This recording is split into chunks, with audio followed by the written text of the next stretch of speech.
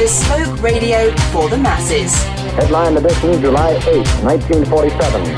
The Army Air Forces has announced that a flying disc has been found and is now in the possession of the Army. If the game is rigged, change the game. Game Changer. I occasionally think how quickly our differences worldwide would vanish if we were facing an alien threat from outside this world. This is Fade to Black with your host, Jimmy Church, on the Game Changer Radio Network and KGRA, the Global Radio Alliance.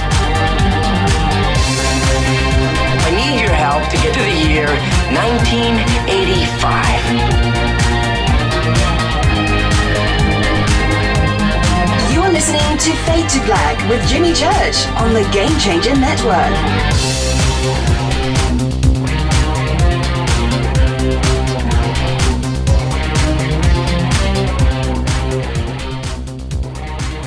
Good evening. Fade to Black.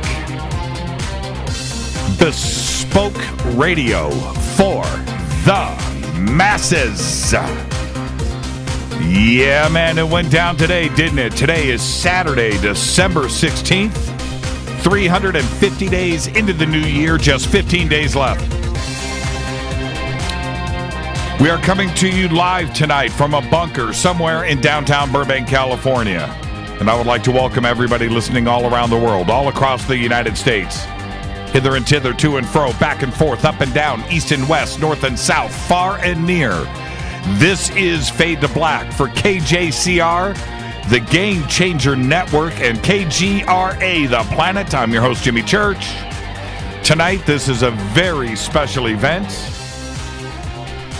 Want to thank KGRA for breaking into their regularly scheduled programming to bring you this live special event on Disclosure. It went down today. We're going to be talking about all of that. I'm going to open up the phone lines. I want to hear from all of you. 323-825-5045 or 323-275-9695. You can follow me on Twitter at JChurchRadio. At JChurchRadio. I've got everything is up and running. We put this together in the last 30 minutes. Got the phone call from New York. Rita says, go with this. This is too big of a deal. You've got to go live with this tonight. So we did that. Also, the KGRA studios in New York pulled this off too as well. So we should be live on KGRA. The chat rooms are open over at KGRA and Spreaker. Of course, Twitter is live in front of me, and I can see that everybody is here. It was a crazy day today. Okay, now if you want to participate in the sandbox, you can do that too. Hashtag F2B on Twitter. I am going to also do this. I'm going to try to do this as commercial-free as possible. The thing is, doing a live special event like this, it's very important. But also, you know, going 1 or 2 or 3 hours straight without commercials, even I need a break. Okay, so we'll play this out. I don't know how long we're going to go live tonight. I will say this. We will break on, when we end the show, we'll end it hard on the hour. I know that KGRA is listening to me, and also TalkStream Live, and all of our other syndicators out there are listening to me too. So we should be live everywhere. Now, the other point that I want to make is to the networks, when we end the show, we will end at the top of the hour. Okay, we'll wind things down and allow programming to continue. Okay, so I'm your host, Jimmy Church. The day broke early today with the New York Times breaking out with a pretty incredible story. Now, what the New York Times had to say, I'll get to all of that in just a second. And like I said, I will also be taking your phone calls. Immediately after the New York Times did their story, which was on everything, and there were some things in there. Yes, it was about disclosure. It was about UFOs, but their news that broke was that the Pentagon has had a black budget UFO program that was funded by Senator Harry Reid. That was a big deal.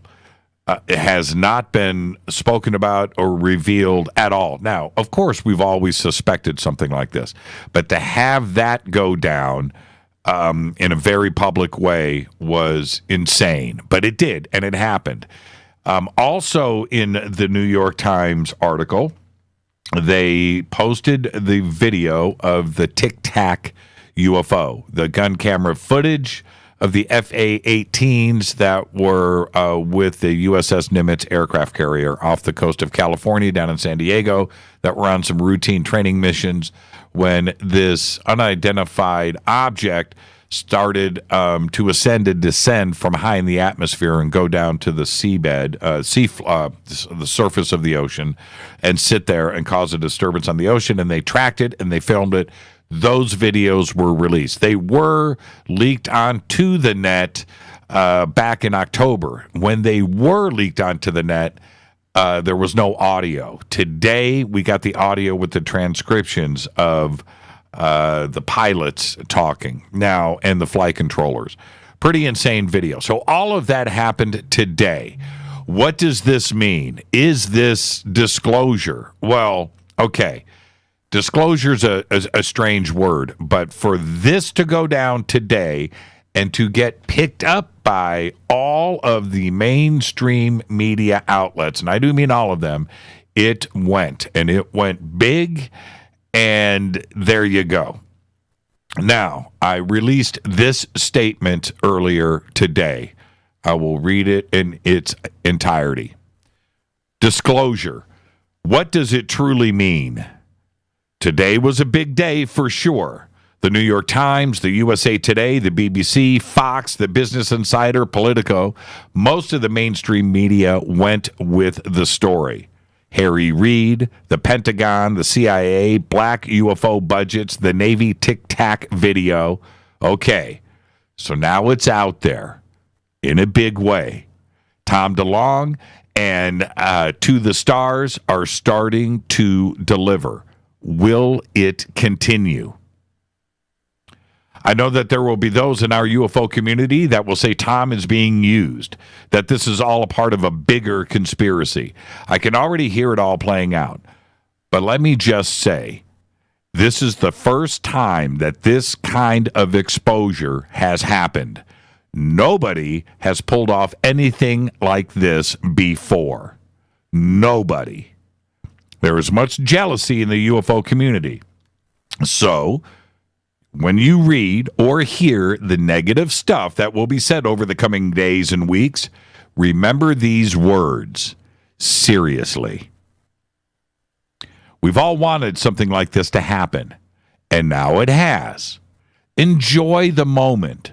I think that it's about to get crazier, and everybody in our community should stand together and glow. When you read or hear anybody being negative about today's events, just squint your eyes. Just squint them. And ask yourself, why would you say this? Why are you jealous? Are you upset that someone else got this done? Are you bummed out that it wasn't you? Do you really need to attack someone for this because your own ego got hurt? And the answer to all of these questions are yes, yes, yes, yes, and yes. There are researchers and authors in our community that are happy right now, right? They get it, all of it. This is what they've wanted. No matter who or how it was done, it's been done. End of story, seriously. And that's my statement. And I stand by it. I know that leading up to today, there has been a lot of critics of Tom DeLonge. I've listened to some of it. Some of it's been emailed to me and so forth. I've followed it a little bit, but I expected that. The UFO community is full of jealousy. And there are so many inside of the UFO community that think they are part of the community, that are trying to make a footprint in the community. And they think that being negative or saying that they know it all and nobody else knows anything and don't listen to this guy, because you know what? That part of the community is jealous. And I don't get it and I don't understand it. They don't want anybody else to do these things. Now, this today broke in the mainstream media across the board around the world. This has not been done like this ever before. Now, Tom DeLonge and To the Stars Media and Academy have pulled this off. Many have said that he couldn't or wouldn't, or that he was being used, or that this was disinfo, or that this is another part of the conspiracy, and Tom is too naive to know what's going on, and I heard all of, and then the other criticisms out there about this, that they know who is, they know Tom, nobody knows anything. Okay, it's that simple. Tom knows what's going on inside of To the Stars. He's assembled his team. He has put the team together, and he has said that today was going to happen. To just be patient. Well, it did. Now, whether it's his influence because he's got a lot of money, he's a rock star, and he was able to pull the media together and have a PR and all this professionalism behind. Well, you know what? He did do just that, and that's what's most important here. You have to understand. Also, in the background, if you hear something coming over to the bunker today, this was impromptu. I just loaded everybody into the car and brought them here, and they're now running crazy outside. Anyway. That's what's most important. It doesn't matter how or who this was pulled off. Okay? Tom did it. And never in the mainstream media, not CNN, not Larry King, not like this. It has never happened. Now, where does this go from here? Does the mainstream media stay on board? Is there stuff to follow? That footage on the F-18, even though it was revealed back in October, which didn't have the audio, but today the way that it was released and the way that it was handled was correct. And to dovetail that with the Harry Reid news and the Pentagon and excess of $20 million funded in a black budget program into this is some of the biggest news ever in the history of everything. So that's what went down today. How this moves forward, I don't know. The thing that I ask from everybody in this community is to sit back, take a deep breath, enjoy the moment, and let's see how it plays out.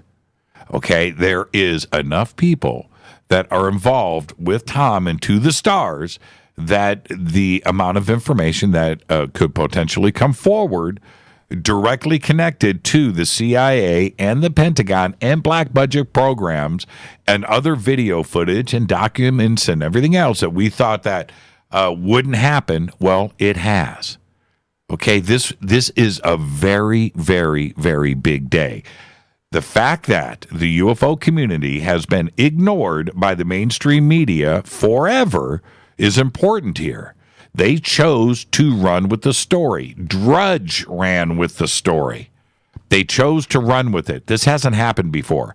Now, I have said many, many, many times, I have asked so many in the media, journalists, professionals in broadcast about this very important subject about UFOs. Nobody will touch it.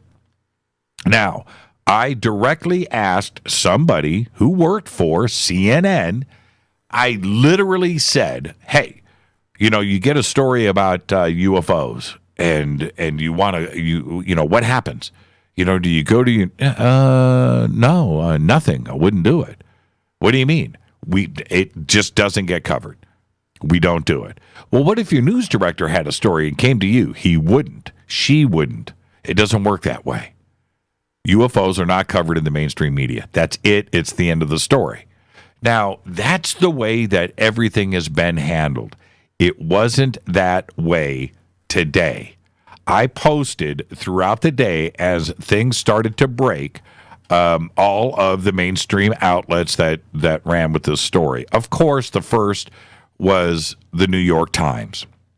Leslie Kean, glowing, now this is the headline, glowing auras and black money, the Pentagon's mysterious UFO program. Immediately after that, within minutes, okay, this is what ended up happening. We've got Fox News ran with it, not only on the internet, but ran with it with normal television programming.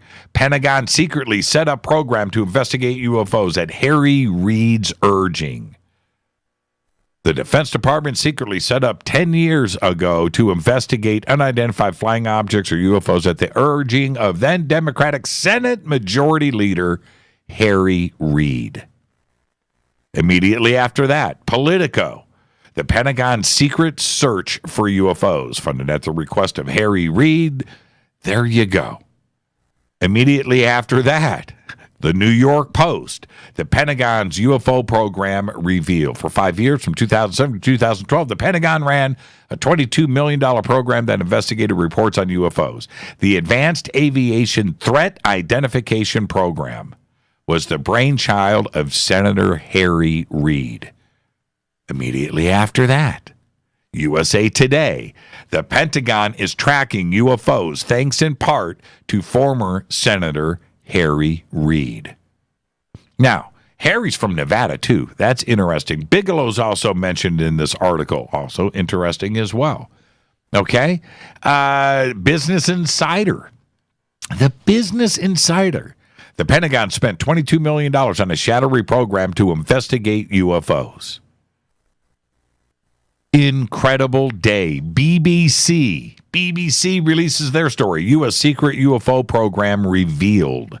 U.S. media reports say that documents from the operation describe strange aircrafts and hovering objects. It was an incredible day. Has disclosure arrived? Has it arrived? I think it has. Is this enough to silence all of those out there?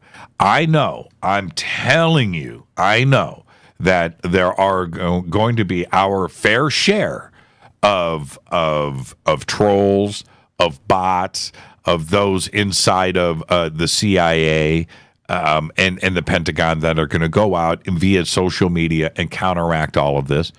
That's going to happen. I think that we have to really, really use our discernment. There are going to be attacks. It's going to happen. And those that have been critical about all of this leading up to this point now have to take a step back. Okay? To the Stars and Tom DeLonge, yes, have started to deliver. There are those out there that have been critical of Tom up to this point that didn't think that this day was ever going to happen. They just felt that was the way that it was. And to have the New York Times run with this is very important. It got picked up by every mainstream media there is. Now, this is the other point. We've wanted this. This today is something that we have called for and asked for a very long time. Now, going back to the hearings in Congress and the Condon report and different reports and Blue Book, Grudge, all of these projects over the years that have been dealing with this, right? They only went to a certain point and stopped. All of it. None of it was covered in the mainstream. Nothing at all. And you have to understand and appreciate and respect what I am saying here. It has never done what it has done today. So, I have asked everybody to just sit back and glow in the moment. How do you feel right now? How do you feel? After a day like today, with everything that has gone down, in this rapid fire fashion, how do you feel? I think you should be happy. Is it enough? Now, this is the other point that I think needs to be stressed here, and I will. I'm going to go ahead and let me see here what's happening. Okay, are we good? Yes. Yes.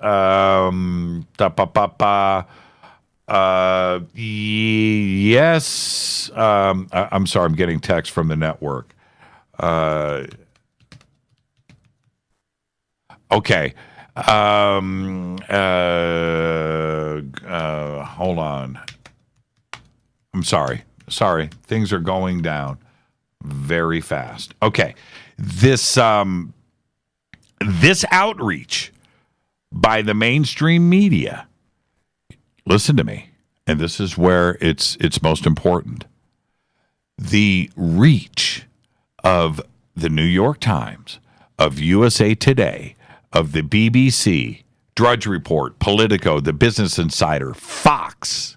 We are talking about tens of millions of people that not only don't research or read about or pursue the UFO subject, certainly know nothing about black budgets. This is a subject that goes on inside of our community. We discuss it all the time. We are up on top of it. But outside of our community that goes out, they don't concern themselves with this. They don't pursue it. If it arrives to them, then they read about it.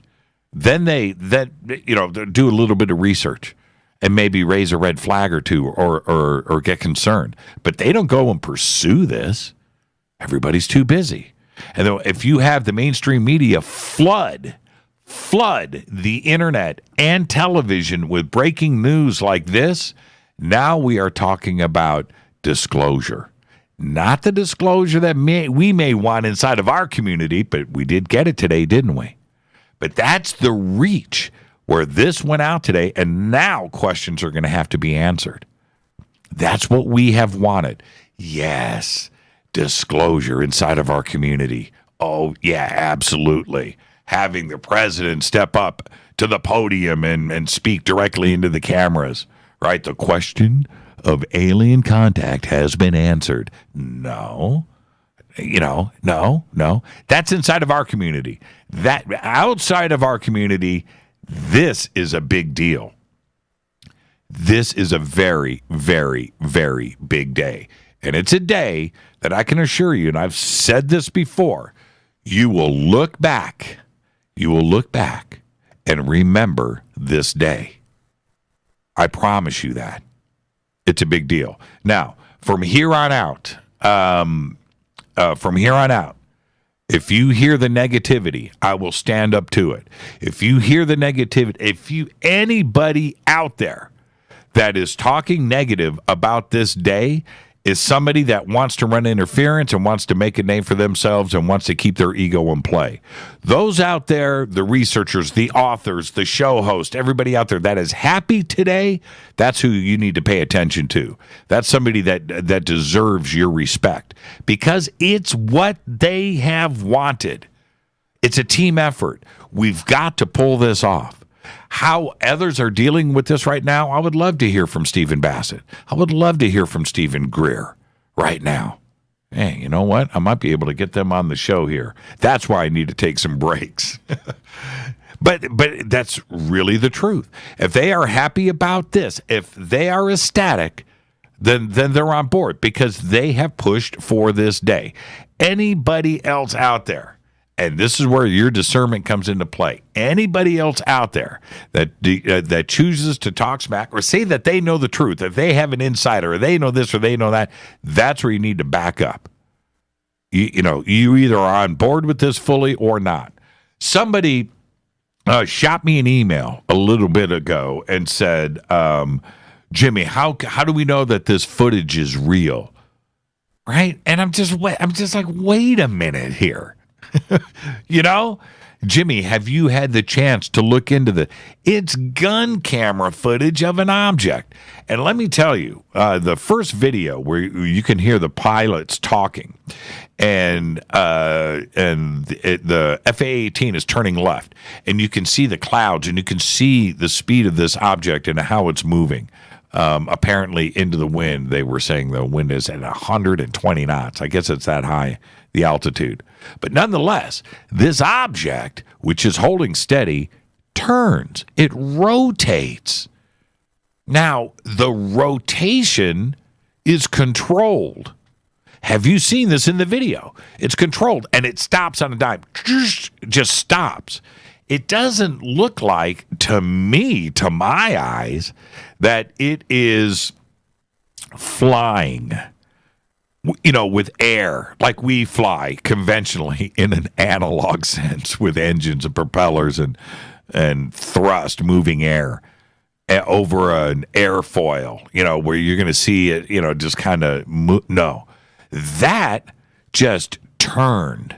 It rotated and stopped. Like there was some other kind of crazy control going on. When I saw it, I didn't even know what my eyes were looking at. It looked like it was a video game. Like it was being controlled like you would see something be controlled on a screen, electronically, and it was suspended. I don't even know how to explain it. Because if it was something that was blasting through the air and was being held up by air and airfoils, you would see a slow adjustment. You would see it affected. You would see it move around a little. No, it just and stopped. That was bizarre.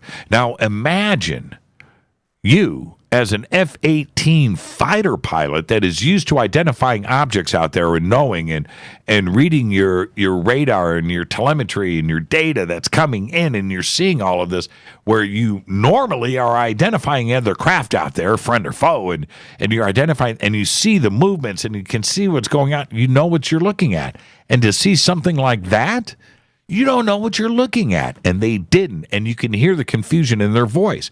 And to see that rotation and then to have it stop in such an unnatural way, that was not of this earth. No. And if it was Chinese or Russian, some crazy technology, we are way behind the ball. Because our pilots definitely didn't know what we were looking at. All right, I'm going to open up the phone lines. 323-825-5045. 323-825-5045 or 323-275-9695. 323-275-9695. What did you think about the video? Have you read all of the articles out there? Have you been impressed by the way the mainstream media chose to cover disclosure today? Do you think disclosure has arrived, by the way? That's the other thing. Was this disclosure? I think it's disclosure for everybody else, right? Outside of our UFO community, I think they're in shock. I don't even think they know how to deal with this. All right? I'm going to... let's just go to the phones. Hi, you're live on Fade to Black. Who's calling? Hi, my name's Ricky. Hey, Ricky, how are you? I'm doing really good. How are you, Jimmy? I'm doing good. Where are you calling from? I'm from Fargo, North Dakota. Fargo, North Dakota. Right on, man. Is it cold? Oh, it's really cold today, Jimmy. 20 degrees. That's what it was 80 degrees here in Los Angeles today. I don't want to bum you out. In a weird way, I wish I was there with you. Okay, so how's that? All right, roll up. That sounds good. Can you roll up your window or whatever that noise is? Oh, yeah, sorry about that. That's okay. Is that better?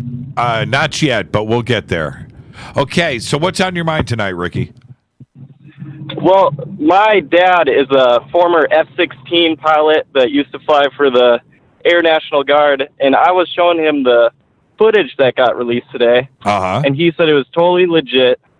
It was definitely looked like good HUD tapes, and he could not identify what this object was. He said he'd never seen anything like that before, and it was just pretty crazy stuff. He was impressed? He was very, very impressed. Has he ever seen a UFO? He has never seen a UFO, but my uncle was also an F-16 pilot, and he flew the F-4 as well. And in 99, when he was flying his F-4, he actually chased unidentified aerial phenomena and had his HUD tapes confiscated the next day. Wow. That's he should call into the show sometime. Hey, Ricky, so how do you feel? Today was a pretty big day, wasn't it? Oh, it was an amazing day. I feel great. You do, and you should. I'm glad you do. Do you think that the mainstream media handled this right? I myself am pretty impressed that they just covered it at all. But how do you feel about that?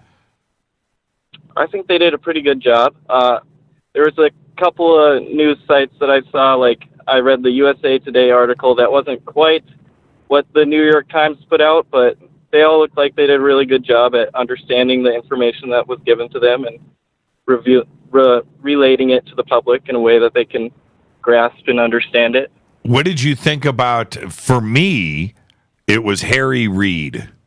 And we didn't know. Now think about this is what's trippy, Ricky. Trippy, Ricky. I just said I'm a poet tonight as well. Is this that here we have the Senate Majority Leader, right? Harry Reid, the dude, right? This is what was going on behind the scenes. He never talked about this. Right? You never know what's going on. And before you think that senators don't know anything, and here Harry Reid is funding a black budget project on UFOs in the Pentagon, and nobody knew about it, and Harry kept his game face on. What did you think about that? I think it's pretty amazing that Harry Reid, even though he pushed through with this UFO project, even though they were trying to shut it down, he said, let's get this done, let's get this money, let's get this funded, let's figure out what the heck is going on in our skies. Right. Just an amazing day. Well, Ricky, tell your uncle I want him on the show.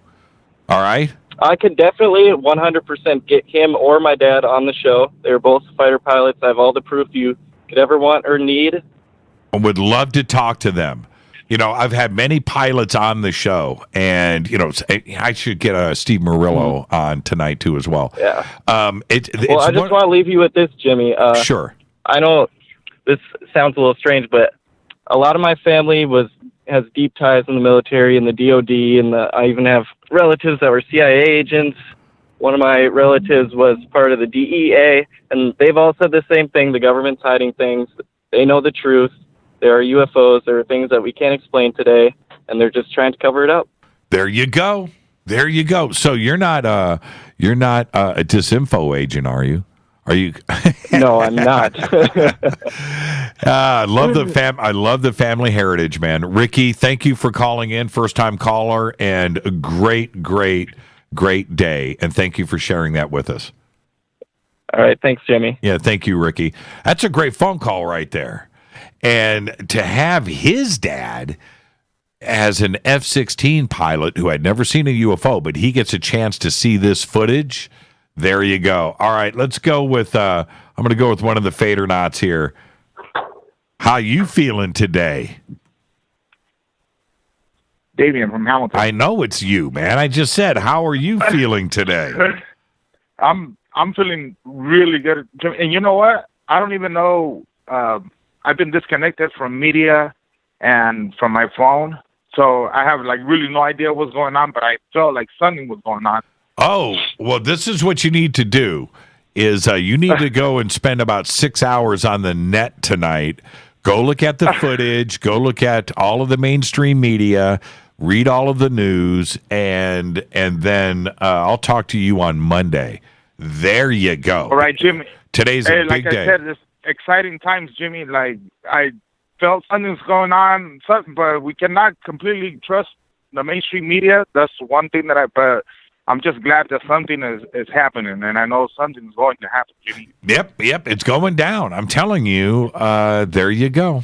All right, it's all right, Jimmy. Hey, keep up the good work, and we'll let you where we go from here. Fate or not, hey, stay together, stay strong. That's exactly right. All right, Jimmy. Go enjoy All the right, rest Jimmy. of Thank your you. night, because you will. Okay. Hey, All right. I will. You got All right, it, Jimmy. Damien. Thank you. All right. Now, also, in just a second, I'm just going to let everybody know I've got Grant Cameron on hold. I'm going to get to him in just a second. Grant, you stay right there. Before I get to Grant, I'm going to jump over to the other phone lines. Hi, you're live on Fade to Black. Thank you for holding. Hey, Jimmy, this is Chuck. Hey, Chuck. How you feeling today? Pretty good. I'm kind of catching up. I came in on this kind of late and everything, and I've looked at, read several of the articles so far. I'm going to have to go over it again. But one thing that I haven't heard anybody on your show, and it's great that you're on Saturday here, but I think it might be interesting, since it's been in a lot of the media now, is if anyone in the media is going to follow any of this up. Well, that's the point. And in my little op-ed piece that I wrote today, today is one thing. Okay, now let's see how the mainstream media deals with this in the future. That's all that can be said right now. Nobody here has a crystal ball. So we'll see how this plays out. Today, big day. Fun day, absolutely. Do we hold our heads high? Absolutely. You know, that was a good day. It's never, ever, ever happened like this before anywhere in ufology. It just is, it's never happened. You know, the only thing that would top today, right, is like, okay, time travelers have arrived from our future. They are saying hello. You know, that's what, you know, that's how you top today. So we'll see how the mainstream media plays out with this, and how Tom DeLonge chooses to deal with this, and what more he has coming. But today he has delivered. So there you go. Yeah, you know, like I said, I kind of came in a little late.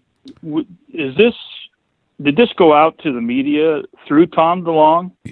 It went out through Leslie Kean and the New York Times originally this morning. The other news outlets, all of the other mainstream media, when I say all of it, USA Today, BBC, Fox, Business Insider, IBT, Politico, Drudge Report, I can go on and on and on with the mainstream that covered it. Yes, it broke, and it broke big. Yeah, it'd be nice if, and hopefully the other, CNN and some of the major network news. Oh, Fox covered it today. We'll start picking this up. No, Fox covered it all day today on television and on the net. NBC ran it today on their nightly news. So no, everybody has covered it. So go enjoy it. Go and read and have fun, and we'll see you on the show on Monday. Okay, yeah, I'll be listening here for Grant Cameron, and maybe we can get Bassett and Dr. Greer in or something. But, yeah, I'll see if I can pull that off before the end of the show. It is a historic day, Jimmy. Yep. That's my feeling right now. Yep, yeah, and you're absolutely right about that. And enjoy the rest of your evening. Thanks, Jimmy. We'll talk to you later. You got it. All right, let's go over to Grant Cameron. Grant, how are you? Jimmy Church, did something happen today? Yeah, a little bit. little bit. Now, let's start off on the right foot here. Let's not go with the wrong foot. Pretty big day. Did you? Absolutely. This has been building for at least a year. I heard exactly, probably a year ago, what happened today, what would happen. And what I heard was that this would not be Tom DeLonge. This would be government people who would expose themselves, would come forward and confirm the story's true. And I think that's the biggest thing I've learned from today's story, is this is not Tom DeLonge today. This is Elizondo. This is Defense Department. This is the government actually talking. In fact, I was actually going to I'm doing an update later tonight, but I was going to do an update last night. And what the story was last night, that Tom DeLonge was very frustrated. There was a bunch of people that were attacking him on his site about, you said you were going to produce, where's the video? And one guy even had this thing about the peanut butter and crack sandwich. And I mean, he was taking a lot of hits, and he even came out with I think he put it on Twitter, I think, and said, or maybe it was Facebook, and he said, they tell me one more day, and he went, like he was frustrated as well.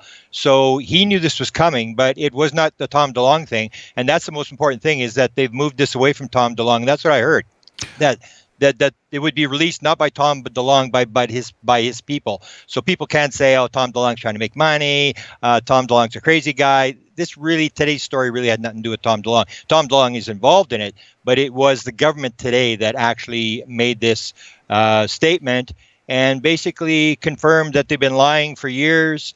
They talk about this program from 2007 to 2011. And if you get Bassett on, you can talk to him about 2012, right after this program supposedly ends or officially. Bassett files a petition to the White House. Barack Obama came in and had this petition site, they wanted 5,000 signatures, and as soon as the UFO petition got over 5,000, they changed the rules to 25,000. Bassett got to 25,000, and they came out with this statement and said that the government is hiding nothing. We have no evidence of extraterrestrials, and that was just basically after this program had run. So basically, the government is now in a box where they have lied, and unfortunately, a lot of people just won't pick up on this. I still even heard today, I had on my Facebook, and there was a lot of stuff happening. People are replying, and people are still talking about, well, when are we going to get disclosure? And it's like, I mean, people got brain damage or something? Like, yeah. I mean, they just keep saying it, and people, I guess they'd want the president to come and stand up, but I mean, this is pretty direct. They had already done it in October the 11th. They had done, Elizondo came forward and said, I ran this program, and it's for real, and we had things that we were watching. And then Leslie Kane was on MSNBC today, and she talked about 10 to 11 objects a year for the whole time they're running the program. And again, people are saying, well, it was only $22 million. I said, well, in 2012, they said it was zero. They said we haven't spent a dime on this thing. That is exactly the point. I don't care if it's $10. That's right. Okay. Now, and the other point that I think really needs to be driven home here is Senator Harry Reid, as the majority leader, as somebody that has been up in the public eye nearly on a daily basis doing press conferences and have C-SPAN and everything else with Harry Reid, this is what he was doing in the background. And he kept the poker face on. You didn't know. And this was a black project dealing with UFOs inside of the Pentagon that was staffed, budgeted, and running, and nobody talked about it. And that includes Harry Reid. And that is about as telling as it gets. Also, there's another point here that kind of I haven't mentioned yet, and it's just kind of been, just ran underneath all the other, big news of the day. But Elizondo said that he's got a replacement. There's another guy there after he there's another, right? And so the program continues. Whether it's, all of these things do, they just change the name and it gets buried back underneath everything and they keep it hidden. And we've always talked about that. You've talked about it for years, Grant. And this kind of stuff for everybody out there that calls you crazy, calls me crazy, calls everybody crazy. Well, here you go. It's black and white. Now, how you choose, how those out there choose to respond to it, Grant, that's up to them. But like I said, us, you, the community, all we need to do is just glow for a couple of days. Yeah, it's a pretty significant day, and as I said, I had heard this is exactly what they're going to do. So they're on plan. They've known what they're doing, and this Jim Semivan, who runs the show, is, from what I hear and I've heard for a long time, is a pretty sharp guy. He's a guy who can make things happen. And it was I had some sources inside, and one of them said today it was all a matter of timing. So, I mean, if you realize that Tom actually only had one deal that happened in 2016, and that was the October 11th news conference. Before that, it was all this delay. It was supposed to have happened in Christmas 2016, and it was delayed for a whole year. And then they had the news conference. Then he was taking the heat again. That you're not putting out here. And I even got, it was kind of funny. I even got an email yesterday that said, I hear you're supporting Tom DeLonge, and if it weren't for you, he would have folded the tent already. And it's like, and now you look what happened today. It's like, as they're going to press with this major story, that he's basically pulled this thing off and got the government to actually come clean on this thing. I mean, some people have got some bizarre ideas about what's going on. And in a way, a lot of people aren't going to change. They're going to find some sort of excuse as to why this really doesn't mean much. But you and I, who've been sitting for years, this is a very significant event. Yeah, and my point is with this that I'm going to stand my ground. Anybody that wants to put a negative spin on this is somebody that is worried about their own ego. You can't, and that's it. That's all that. Anybody out there that is a legit researcher, that is concerned about the community, that is concerned about disclosure and bringing this step forward, those are happy. Those people are happy. They understand the significance of today, and that's it. That's how we move forward. If anybody wants to put a negative spin on it, man, they're a canceled check in my book. They're just somebody that wants to move the story on to them, and that's not cool. It doesn't matter if you didn't break the story or not. You know what I mean? And I know you do, of all. So, hey, Grant, thank you so much. Beautiful. Thank you for everything that you do. Thanks for covering this, and I'm going to listen to the rest of the show. I just got in, so thanks for doing this. And it's like seventh game of the Stanley Cup, and I've seen the end of the play. I've seen the end of the book. We're going to win. Yep, you got that right, Grant. Thank you for all that you do, my man. Have a good night. Thank you. You too, Grant. Grant Cameron out of Canada. Grant is the absolute very best. And so let me shift some calls around here, and let's go here next. Hi, you're live on Fade to Black. Who's calling? You're live. Hello. Okay, I'm just going to, should I even say your number? This is 668. You're live. Okay, that goes away. Let's go back over to here. Hi, you're live on Fade to Black. Who's calling? Hi, this is Andy. Hi, Andy. How are you? Good. Surprised I got in. I was wondering, do you think now that Trump did the whole space program just recently, you think this is tied to this this video that just came out? No, wait a minute. I should never say anything that definitive. I don't know, but I don't think that they would be tied.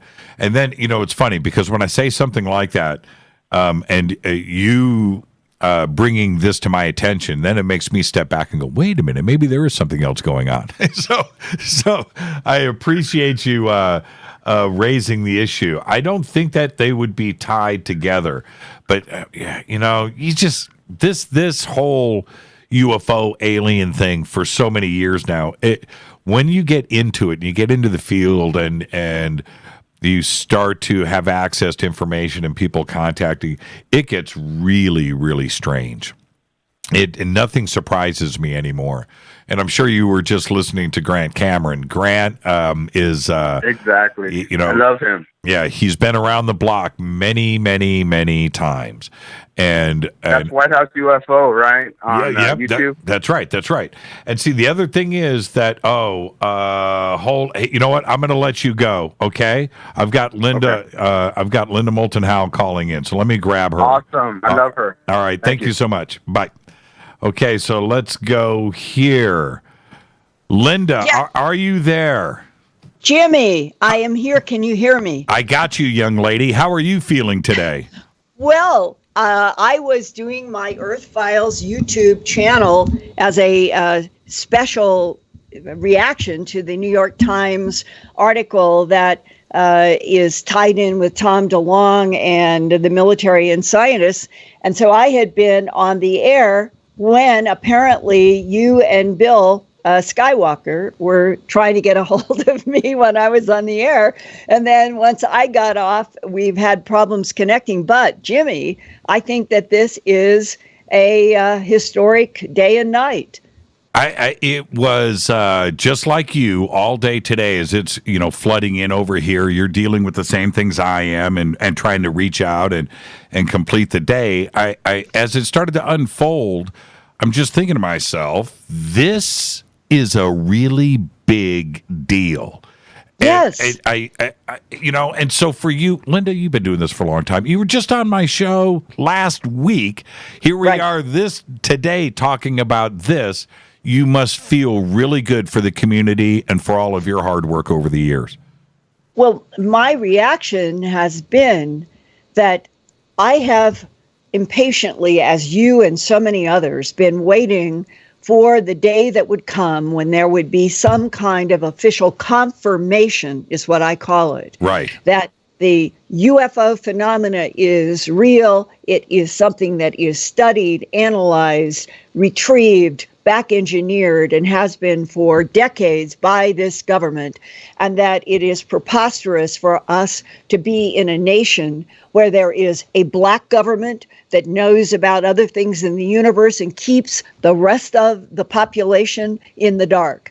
And today, why I feel like December 16th, 2017 is noteworthy and some kind of a historic marker has moved forward, is that the videos that are on the infrared FLIR cameras are showing things that cannot happen with terrestrial craft. Nope. That's one thing. Yep.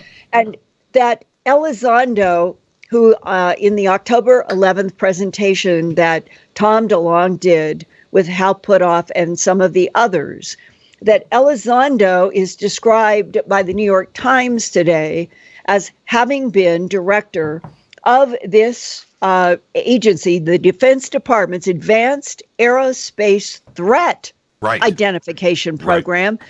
And I talked with several colleagues that I've known for a long time today. Out of curiosity, I asked if they had ever heard of this. None of us have. So this is a confirmation that in the it's called the fifth floor, the C ring at the Pentagon, that Elizondo has been the director of this agency, Defense Department's Advanced Aerospace Threat Identification Program, and that he resigned on the day before they did the October 11th, 2017 Facebook live stream to the stars. Right. And that this would have been necessary, I think, in the so-called laws and rules of the Department of Defense, that they decided that Elizondo would join the collaboration with Hal Puthoff and some of the other people, and that it would be important for him to not be officially the director of that office. And I think that the New York Times today left open the confusion that Harry Reid and others who had started this are saying that allegedly that office had run, quote unquote, out of funds in 2012. But there were other sentences in the New York Times article, and I've learned other material since, that it is still ongoing, which means it is still secret, or was until today.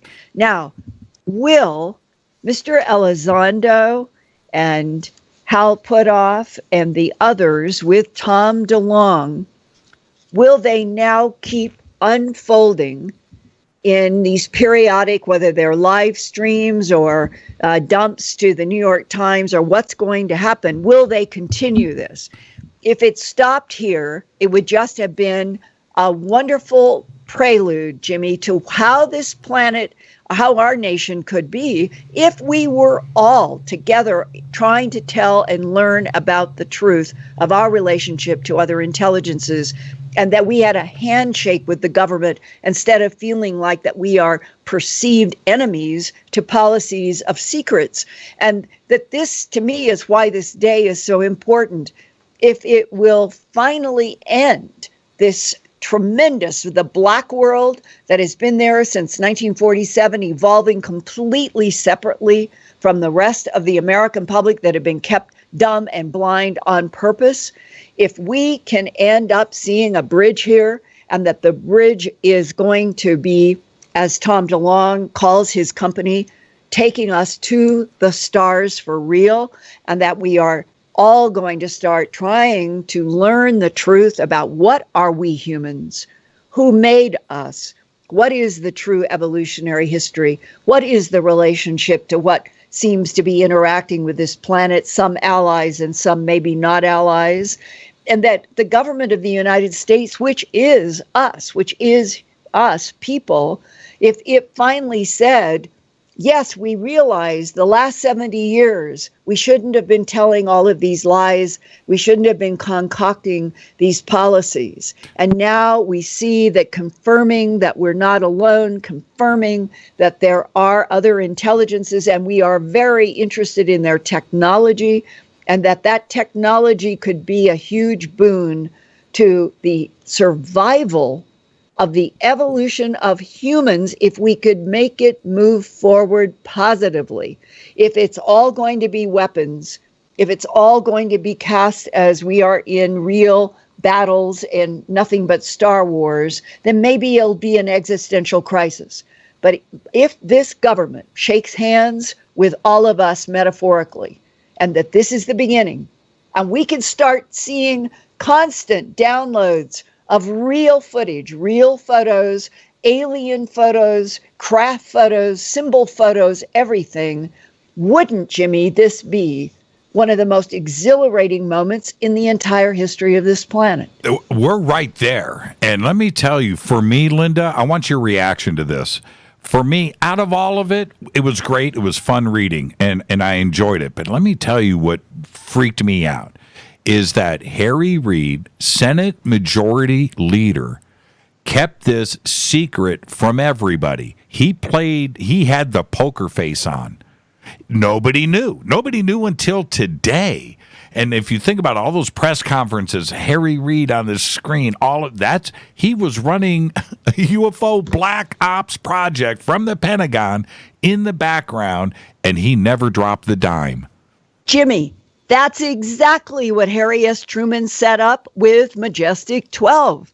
12 people that he trusted, the scientists, Vannevar Bush, the military people, the business people, and they talk about playing the game close to their chest. Right. Those 12 people were set up under Truman, and Eisenhower adopted exactly the same MJ-12 in the interests of national security at all costs. Those words that show up in their documents, right, at all costs, meant that they considered from the Truman administration onward that there was danger to what we'll call civilization if they told the truth.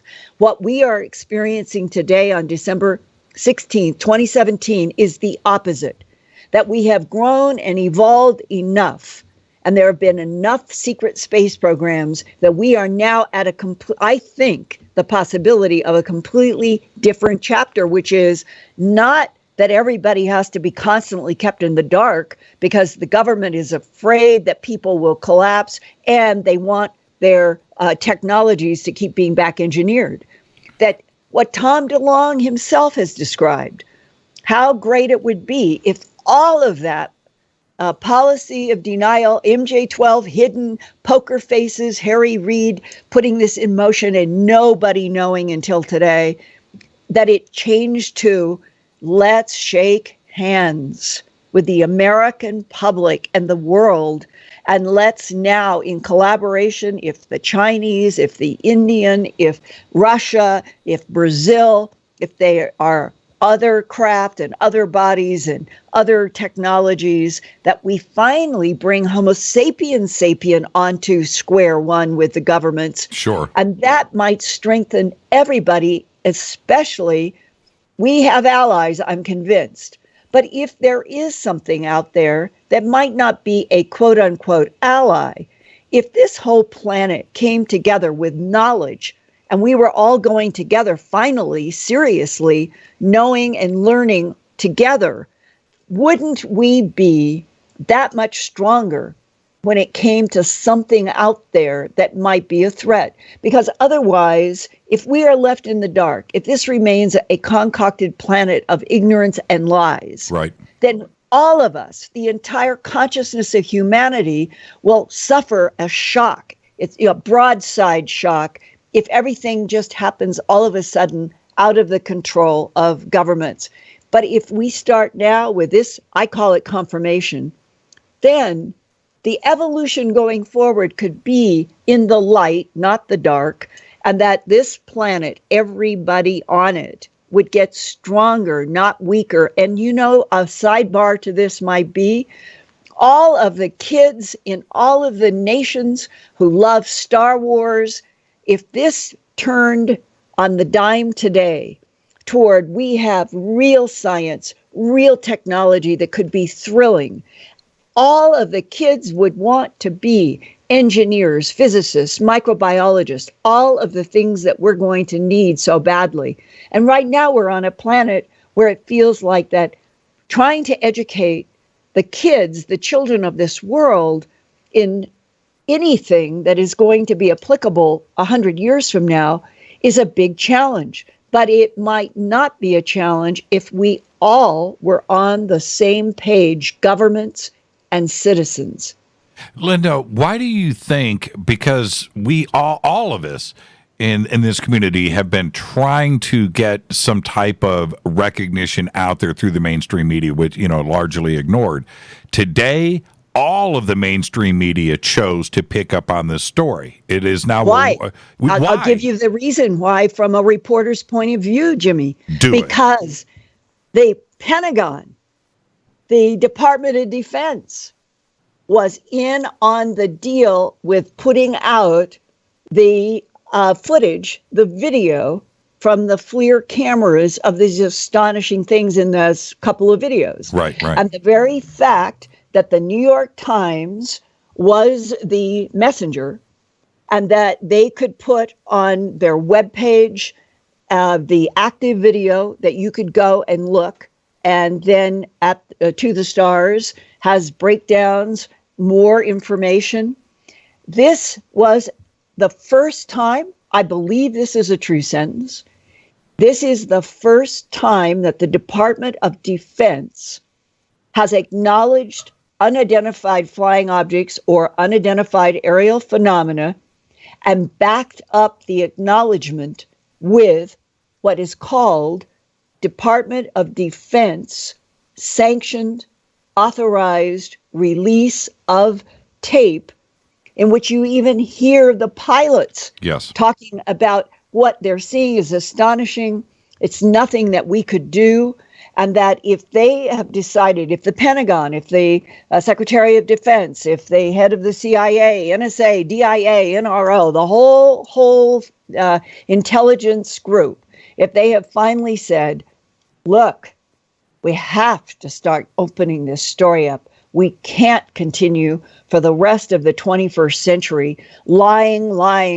In the interests of national security has always been the defense. Right. Before a congressional hearing, they would say this was set up in the interests of national security, and therefore everything that we have done to suppress and have policies of denial has been in the interests of national security, and therefore we've been carrying out orders. But if China is going to start building a base in the southern pole of the moon in a year or so, where it's the place where there's 96% of the entire year, it's all light. So they are going to have all the power they need.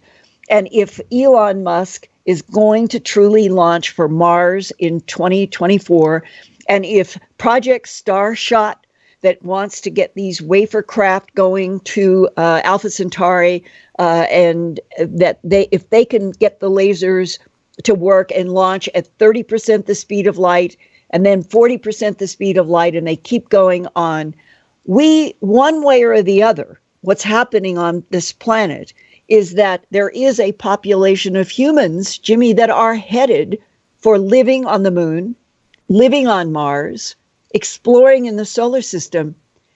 So how ridiculous would it be if the policies of denial continued on our planet? I mean, this is preposterous. Now, you've watched so much footage over the years. When I saw that craft today make the turn when it rotated, that stopped me dead in my tracks. Before that, it's just an object. That's cool. When it made that move and rotated, obviously not affected by the air. This isn't something conventional. That was technology that I've never seen. That was straight out of a video game. And I have the transcript right here in front of me. This was shot from a U.S. Navy FA-18 Super Hornet using the Raytheon AN/ASQ 228 Advanced Targeting Forward-Looking Infrared that is known as AT-FLIR. As the video starts, the cockpit sensor is showing white elements that are warmer than the dark or cooler areas, and this UFO appears as a white oblong shape in the middle of the screen. And the American aircraft that is chasing the UFO is at an altitude of 25,010 feet. The highly trained fighter pilots in the Super Hornet are recorded as astonished by what is happening on the heads-up display, and one pilot says, "There is a whole fleet of them. You don't see that at the center of that screen. But apparently, they're getting more information that is wider than what we see in this video." And he said, "There's a whole fleet of them. Look on the ASA radar display. They are all going against the wind." And the wind was defined as 120 knots, which was 138 miles an hour. And these objects are moving against 138 miles an hour. And then the sensor is switched from white hot to black hot. And this object becomes very much clearer. And it has a distinct oval shape with protrusions top and bottom. And then the disc-shaped object begins to rotate. You see it very clearly. It changes its orientation by almost 100 degrees. And one of the Hornet pilots says, "Look at that thing." And someone else says, "It's rotating." And they go on to say that the observations included orientation change, where the UFO also slows to a near stop and does an orientation change, and it never changes its altitude. This is the ability for something that looks massive to, what would you call it? It is suspended in the air, and it can do 180 degree or more rotations without losing altitude. What is that? No, it's something anti-gravity. Something has nothing to do with analog, right? The wind, air. No, that's not. And the other piece of footage, the second video that was released, where they're locked on to the object, and then it splits. Right? And it goes to the left and dashes out of the screen, and they can't catch back up to it. And Jimmy, that has been described to me by so many deputy sheriffs and ranchers. In the animal mutilation phenomenon, which is probably a subject that the Department of Defense has felt very, very sensitive about, and thought as long as they said it's nothing but predator disease and satanic cult, that people would buy that. And that's not true. It is related to this phenomenon, and we should not be running from it. We should be trying to understand it. And that when deputy sheriffs and ranchers over and over and over say, "I saw this orange glowing sphere. It was moving in the sky over my barn, over the pasture, wherever it is. Right. Stops in the air, splits in two. One orangish yellow circle becomes two. And in one case, this came directly from the DA's investigator of mutilations, Lou Girotto, in Trinidad, Colorado. And he said he was sitting there with a deputy, and they could not believe what they were seeing when this big gold-orange object split into two circular objects. And one flew off at it seemed like an instantaneous speed, as these pilots are describing also in this Pentagon material. And the other went straight down into the ground and disappeared. And the deputy and Lou Girotto looked at each other and said did you just see what I saw? This thing went into the ground. About 20 or 30 minutes later, and they were listening to radar traffic that was coming out of Denver. They were talking about unidentifieds that were moving south. Trinidad is south of Denver. All of a sudden, in front of them, almost as if flaunting, that, or like, did you see what we did before? Now look at what happens. They see the similar, same-looking gold-orange circle come up out of the ground, parked in front of them, comes up into the air, and coming as if it is a choreographed meeting, this other one that had gone further south immediately comes back. The two come together, join in the air, and disappeared, blinked out right in front of them. Those are exactly the kind of repeated eyewitness accounts over the last many decades from a variety of law enforcement that we trust. We don't have sheriffs and deputy sheriffs in offices that would make up things. They're people that we trust. And when they tell you this is what they saw, I believe this is what they saw. And so, in a funny, strange way, the videos that were linked today, or released today, link historically to these same descriptions that sheriffs and deputies and ranchers have been reporting since at least the early 1960s. Linda, I want to thank you for taking the time on this very, very busy day for you to come on and speak with us. And I know I'm glad, Jimmy. This is an important day. It's such a big day. And I'm glad that we could share this together, this moment. And I know that you're going to be following up on everything over on Earth Files over the next 24 hours. You got a busy day in front of you. Thank you so much. Yes, and I just posted tonight at my Earth Files YouTube channel a presentation that I did on this with Q&A with my audience, which other people might find really, really interesting. So go to the Earth Files YouTube channel as well as to Fade to Black. Thank you so much, Linda. Be safe out there. We'll talk to you later on this week. Thank you. Thank you. Linda Moulton Howe, everybody. Very important day here, and I've got calls coming in, also calls going out, and I'm trying to line up a couple of other guests here. I'm doing everything live on the fly. Linda Moulton Howe coming in. Also, I've got let me shift this. Let me see here. I'm gonna drop this, and I'm gonna grab this because I've got Larry Holcomb on the line. Larry, are you there? Oh, Larry, hold on for a second. Larry, are you there? Yes. Big day today, my friend. How are you, Jimmy? I'm great. How are you? I'm doing just fine. Hope you and Rita are doing fine. Rita is in New York on vacation when all the breaking news happened. So she called me from New York and said, enough of resting, church. Get on and do a live show tonight. This is too big of a deal. So, it is. She's right. So, what did you think as the news started to break today? Well, my inclination is to sit back and watch and listen and see how it develops. So I think that's a smart thing to do. But I was particularly impressed with the conversation, the information about Harry Reid, and I guess I won't hold you. I won't take a lot of time up, but I just wonder with Harry Reid's involvement, if that doesn't just scratch the surface, how deep does it go? How dark does it go below what Harry Reid really knows? I think that's a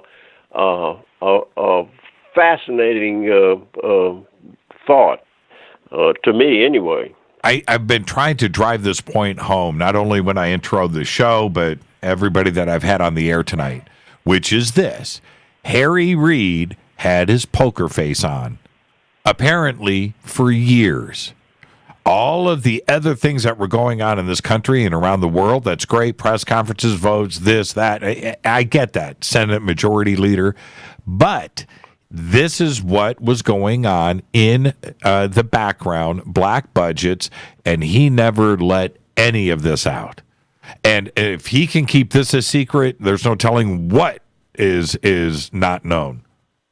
That's what I'm saying, that if he knows how much he knows, how much more is below the surface of what he knows. That's exactly the point, Larry. And I'm so glad that you bring this up, because so much has been said. It's compartmentalized. The Senate doesn't know anything. Congressman doesn't know anything. The president doesn't know anything. Nobody knows anything. It's this. And then it turns out that Harry, the Senate Majority Leader, had a black budget project on UFOs running in the Pentagon. That right there, aside from everything else, that footage today from the F-A-18 was extraordinary. I mean, that was unbelievable. Oh, it was. It was the real. I mean, I forget which one it was, but the object that flipped over, right, in the gun camera film, it was incredible. I mean, it was a saucer, Jimmy. Yes, it was. It was a saucer, for God's sake. And it rotated. Was beautiful. Yeah, when it did that little turn so mechanically, so controlled, and it did that rotation and then it stopped. It didn't slow down and stop. It didn't adjust itself. It wasn't being blown around by the wind. It was just there, doing its thing. And that rotation, it was just so mechanical. And then stopped. I was like, holy crap. And, and to hear the pilot's reaction, right? Their holy crap moment was legit. Those guys had never seen anything like that. It was incredible. Incredible. Well, I've been sitting back all night tonight watching the reaction on the internet and what people are saying, and I know the debunkers are going to come down like rain from the roof. But it's still it's a beautiful thing. It really was. I'm stunned and I'm happy, and so we'll see where it goes. Thank you so much, Larry, for taking the time to call in tonight. And everybody go see LarryHolcomb.com and his books, and everything is right there. Thank you so much, Larry. Always good talking to you, my friend. You know you're the best. You know that, right? No, I don't know that. I'll talk to you. I'm just an old man trying to get along. You're the best, Larry. Thank you so much, my friend, and we'll talk to you over the week. Thanks, Jimmy. Thank Bye. you. Larry Holcomb, an incredible day today. 323-825-5045 or 323-275-9695. Disclosure. It went down today. To have all of mainstream media at the same time cover this extraordinary story today. Now, it wasn't just one thing. I want to make this a point. It wasn't just a UFO sighting. That happened. Yes. It wasn't just the government confirmation. That certainly happened.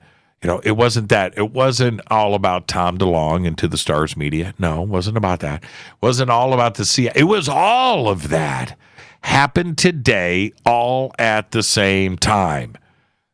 A very big day, an incredible piece of UFO footage. Incredible to have the flight controllers and the pilots and their audio, what they were seeing, to have that happen. To have the Senate Majority Leader, Harry Reid, running a top secret UFO program from the Pentagon, funded with black budget money, revealed today when none of this stuff was supposed to be going on. And there's more to it than that. It goes deeper. An incredible day. Let's go to the phones. Hi, you're live on Fade to Black. Who's calling? Hello? Yes, you're live. Oh, wow. I didn't expect that. Oh, buddy. What a blessing. It's funny because I was watching you on YouTube, and it was like 10 seconds behind what was being said on the phone. Oh, okay. I got you. I got to tell you that I have been, I'm 21, but I've been researching for like some years now. Right. And I have been like on the edge of my seat, at least to use that metaphor, for a long time about, UFOs and the arrest of the elite and the truth coming out. And I got to ask about how do you feel about the information regarding the solar flash and the ascension and all that? Well, how close does it feel to you? I think we all knew that this day was coming. Today was it was a bombshell moment. Those inside of our community that have seen things and have questioned things and communication and we didn't need today. But talking about the things that are going on all at the same time, like you're referring to with consciousness and being awake and awareness, and suddenly for us to have the rest of the world get a little taste of what we've been dealing with, it makes us all feel really, really good. We know something is coming, and to have what we need from inside of ourselves is we need the rest of the world to feel as crazy as we do, right? You know what I mean? I got to tell you that I've had a lot of, I guess you can say, like, personal, but, like, somewhat, like, supernatural experiences. Like, one day I had a massive awakening that happened just one day in the morning as I sat down to do my research. And what came to me in this very intense, like emotionally charged toward the positive vision was that that there was going to be some sort of event that goes on with the sun, right? And that the global elite were going to be arrested.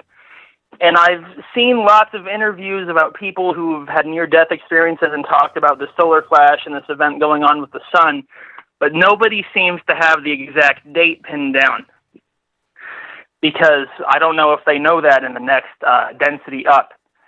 But one detail that they gave me to indicate like what time this may be happening is that they said this very, very specifically, that the solar flash event and that the arrest of the elite were going to happen within the same hour. So I've been very, very observant as to how close the arresting of the elite is. Well, and it's nice to see the thousands of indictments. The first one that was opened was for a senator. That was the charge was running a criminal empire out of his office, which is very refreshing for me, because it means that this event that I've been like almost dying for, I want to say, the solar event, I feel like it's coming in the next year or two. Well, when it does go, what was your name, by the way? My name is Michael. Hey, Michael, I want to thank you for the phone call, and we love first-time callers. When the solar event goes down, we'll know at that point if everything ties together, and that's, and it's all about being aware. And so we'll see, the indictments and all of the sealed stuff, all of that, until you or I are looking at paperwork in our own hands or something like that is revealed, it is nothing but somebody else's reporting. And I want to see that stuff for real. But if it goes down, we'll know. And when it happens, we'll know. That's why I want to thank you for the phone call and keeping us aware about all of this. Thank you so much. Just stay on the phones. Hi, you're live on Fade to Black. Who's calling? You're live. Hello? Yes, you're live right now. Hello, my name is Ryan. I'm calling from Kalamazoo. Ryan from Kalamazoo. How close to you are you to Western Michigan? About 5 minutes or so. Yeah, I used to live there, man. I actually have a... Oh, really? Yeah. Yep. I didn't know that. I Yep. actually have a radio show at Wider. Oh, really? Well, yep, I was right there, man. Redwood Drive, overlooking... my dad my dad graduated from Western Michigan. Okay, so what's on your mind tonight? Interesting. Well, I suppose I have two questions. Like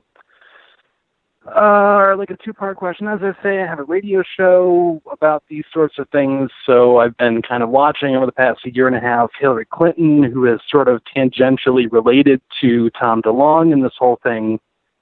So I guess maybe a three-part question. Number one, do you think she was trying to kind of preempt this? Number two, do you think that the ball is in the DOD's court, so to speak, and now they have control of the narrative? And number three, do you think that, because a lot of things that I've read today have said unidentified aerial phenomena as opposed to UFOs, do you think they're going to try to rebrand, Well, they're trying to do that now. Okay, so I'll answer all three of your questions for you. Was Hillary pushing for this originally? She has been for years. There's no doubt about it with her connections to Rockefeller and, of course, Podesta and how she was pushing for this. Yes. Do I think she was also pushing for this to get the UFO vote? Absolutely. She brought this up many times during her campaign. So she was spearheading this. What, why, and who, and what was going on behind the scenes, none of us know. Nobody does. None of us were there. So if somebody says that they know, they have the, they know about Hillary and what was going, no, they don't. Nobody knows, and that's the end of the story. That is purely, we're getting into real hypothesis and theory. But yes, was she in front of this from the beginning? Yes. Was Podesta there? Yes. Rockefeller? Absolutely. What the agenda was, we don't know. That the second part of your question, does the DOD now have control of the narrative? Absolutely not. 100%. You know why? Once it goes into the public domain, once this dives over the fence, just like WikiLeaks or anything else, once it goes into the public now controls the narrative. There are a lot of very, very, very smart people out there outside of the UFO community that can run with anything in any direction. You just give them the reason and the bullets, and then they take off and run. So, no, no. Now that it has gone to this point, now we are talking about people outside of this community that now control it. DOD, absolutely not. Not anymore, for sure. Your third question, your third question was what? Your third, I can't the rebranding from UFO to UAP. Yeah, and that was done by, originally, the first times that I started to read this, that was the Ministry of Defense out of the UK, coming out of their reports, where they started naming it unidentified aerial phenomenon. The reason for that, and I'm going to be very straight here, the term UFO is crazy talk. That's from the crazy people. That's UFO. That's movies. That's a whole nother thing. So to keep it sounding scientific and legit and away from the term UFO that has been branded as crazy talk, unidentified aerial phenomenon, and it sounds great, right? Rolls off the tongue really nice, and it sounds good and scientific and legit. And there you go. So that, is it been rebranded? Yes. I do not say UAP on this show. I like UFOs. I like saying it. So there you go, Ryan. Be safe and be well, man. I got to head to a commercial break. So thank you so much for calling. Answering my questions. Absolutely, my man. Thank you so much. Have a good night. Yeah, you too. Okay, with that, I'm going to grab this over here. Should I, you know what? Should I go commercial free? I'm going to defer this to Twitter. I've got 45 seconds. You guys want me to go commercial free? You just want me to continue to bang calls? All right. Let's, okay. Yeah, that's you. You're live. That's me. Yeah. Hi, Jimmy and Fadenauts in chat. It's Heidi here from the UK. Hi, how are you doing? You're calling from the UK. Yes, it's almost 5 in the morning. Oh, wow. I'm looking here. This is an international phone number. See, I didn't, if I would have known that, I would have just put you at the front of the line. What's your name? Oh, no, it's Heidi. Oh, hi, Heidi. Bill, yeah, the absolutely. producer. Absolutely. Hi, Heidi. How are you? I'm really good, and it's really nice to finally talk to you, actually. It's good to hear your voice. Pretty exciting day today, isn't it? Very exciting, very exciting. However, the thing that concerns me is how the US government are going to follow on with, well, let's just say the lies that they have been covering up. And I hope in a way that the people will now seriously ask some questions about all sorts, all manner of things, not only the UFO, the whole everything they've been doing behind closed doors, all the black ops. Right. And not even to mention the space program. Let's hope that they will start now being, well, they're never going to be honest, obviously, because of national security, that old chestnut. But I'm interested to see the follow-on, you know. And do me a favor, Heidi, just for me. Say however one more time. However. Yeah, see, I just love it. But that's exactly the point, though, isn't it? And I brought this up. I think Linda touched upon this just a little bit, too. It's one thing to have this exciting day, to have all of this news drop on our laps quickly, to have all of mainstream media pick up on it, but it needs to continue. There's so many other aspects of this to keep pushing the narrative, but I am so glad that some of the dominoes started to fall today. Yeah, and for me personally speaking, I don't know about yourself, and I've had to take a step back today and say, hang on a second, this might not be huge news to the likes of us, as in the awake people, though. You know, we already know they're here. We already know they've been coming here for millennia, etc., etc. Right. What you've got to take a step back and realise is, I've got a very good friend who's been invited into the Masons, etc. Those type of people that have just total disregard for the subject, we are the greatest in the universe, there is nothing else, etc. You've got to take a step back and realise that this sort of news that's been put out on mainstream media is going to be a real wake-up call for them. And I just hope that, because you're always going to get doubters, obviously there's still already people saying, that's fake, it's lens flare, blah, blah, boring. If you're doing it right, you ain't got haters, or you have got haters, isn't it? But it's obviously huge for that. Let's just hope that the silly drip feeding, that this has led up to this, as in the Mickey-taking type media, oh, look, there's a little green man with a Santa hat on type attitude. Let's hope that hasn't dulled it down too much. You know what? And that people now suddenly do realise this is real. We've got to really start asking questions and listening.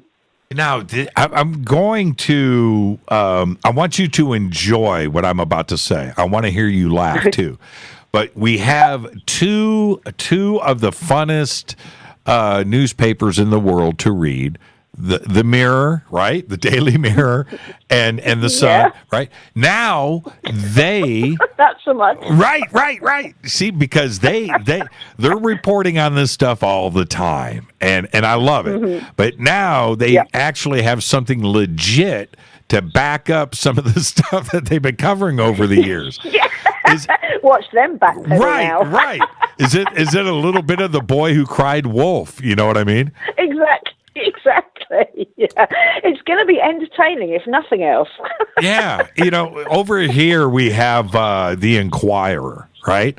So now if the Inquirer runs with this story over the next couple of days, nobody's going to even be fazed by it. You know what I mean? It's the boy that cried wolf. So there you go. Heidi, thank you so much for taking the time to call in, and it's been You're way welcome. too long. It's a pleasure to finally talk to you, it's and been I way might too well long. be seeing you over the next year-ish. I hope so, Heidi. Thank you so much. All right, sweetie. It's great to hear from you. Right back at you. Oh, that was a great phone call right there. Okay, let's. I'm going to go to the other phone lines. Hi, you're live on Fade to Black. Who's calling? No, Michael. Yeah, Michael. How are you? I'm very good.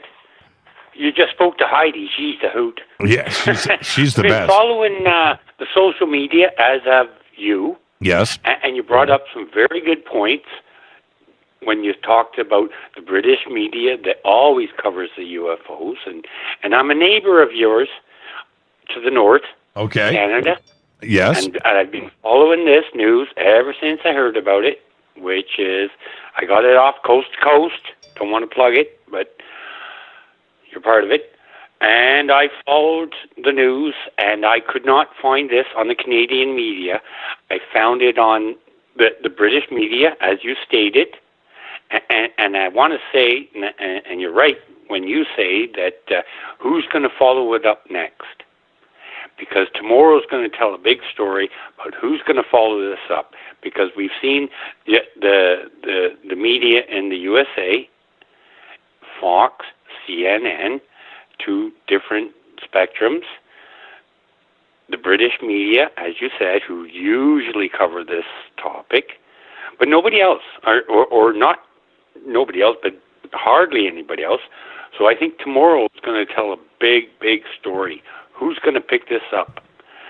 And I think because if disclosure is going to happen, the boys in charge are going to they're going to be first to say, hey, we're in charge. We did it first. We didn't lie. We told you the truth first. So I think who's going to be next is going to tell a lot. Yeah, so I agree with you. Tomorrow is going to be a big day. I totally agree with you, Michael. And those are the points that not only do I need to hear them from you, I've been saying the exact same thing. The audience really needs to absorb the big picture here. You know, yeah, today's great. I mean, we all feel good. We've wanted this for a long time, but now we need to push the narrative. You know, it's about tomorrow and the next day and the next day. The news. And I want to thank you for the phone call, man. I've got so many calls coming in that I want to try. Can I throw in a comment?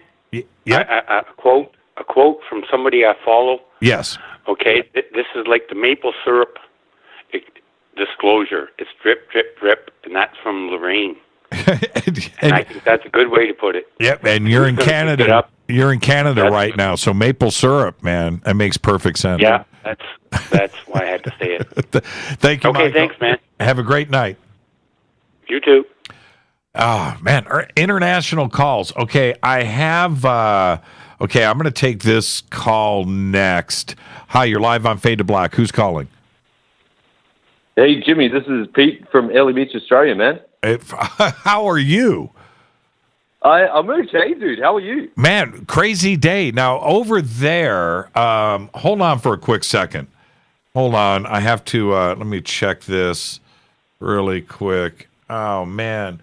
I don't know. I'm going to let this call go. Okay, is this as big a news over there as it appears to be all around the world? Man, not really. Not really. It's kind of garbage, but that's okay. So my girl and I, I played with my band last night. It was like quite a late gig, right? And we're still kicking around. Like we had a bit of sleep, but so she's extremely skeptical about the whole thing. And we've been discussing since we saw you came live on air on I think it was about 1 p.m. our time, Sunday. Right. And so we've been having this talking about it. We looked at the footage, man, and I wouldn't say she's a believer, but it was just like she, a different way of looking at it. Like, okay, it's real. Yeah, this is the real thing. Exactly. And I'm totally with you on that point. I think that needs to really, really go home for everybody. That footage is not like anything I've ever seen. It's not even close. And I really like the way that it was all explained. Like, here's the 42-degree tilt or whatever it was. Just right. Yeah, because you see those things. Right. Right. There's a few videos going around with that kind of stuff. It's like, but what's going on here? I can't interpret all the information that's displayed here. I mean, some dudes probably can, man. I'm not that dude. Yeah, right. But I know weird shit when I see it. Oh, sorry. No, that's exactly it. And as this week does unfold, what you should do. Oh, you know what? Okay, I've got to let this other phone call come in. Do what you got to do, homeboy. And keep it real. Keep doing it. Absolutely. And let's. I hate to do this. Oh man.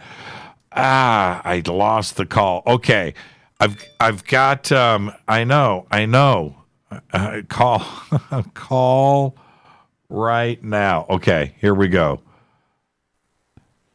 Hi. You're live on Fade to Black. Who's calling?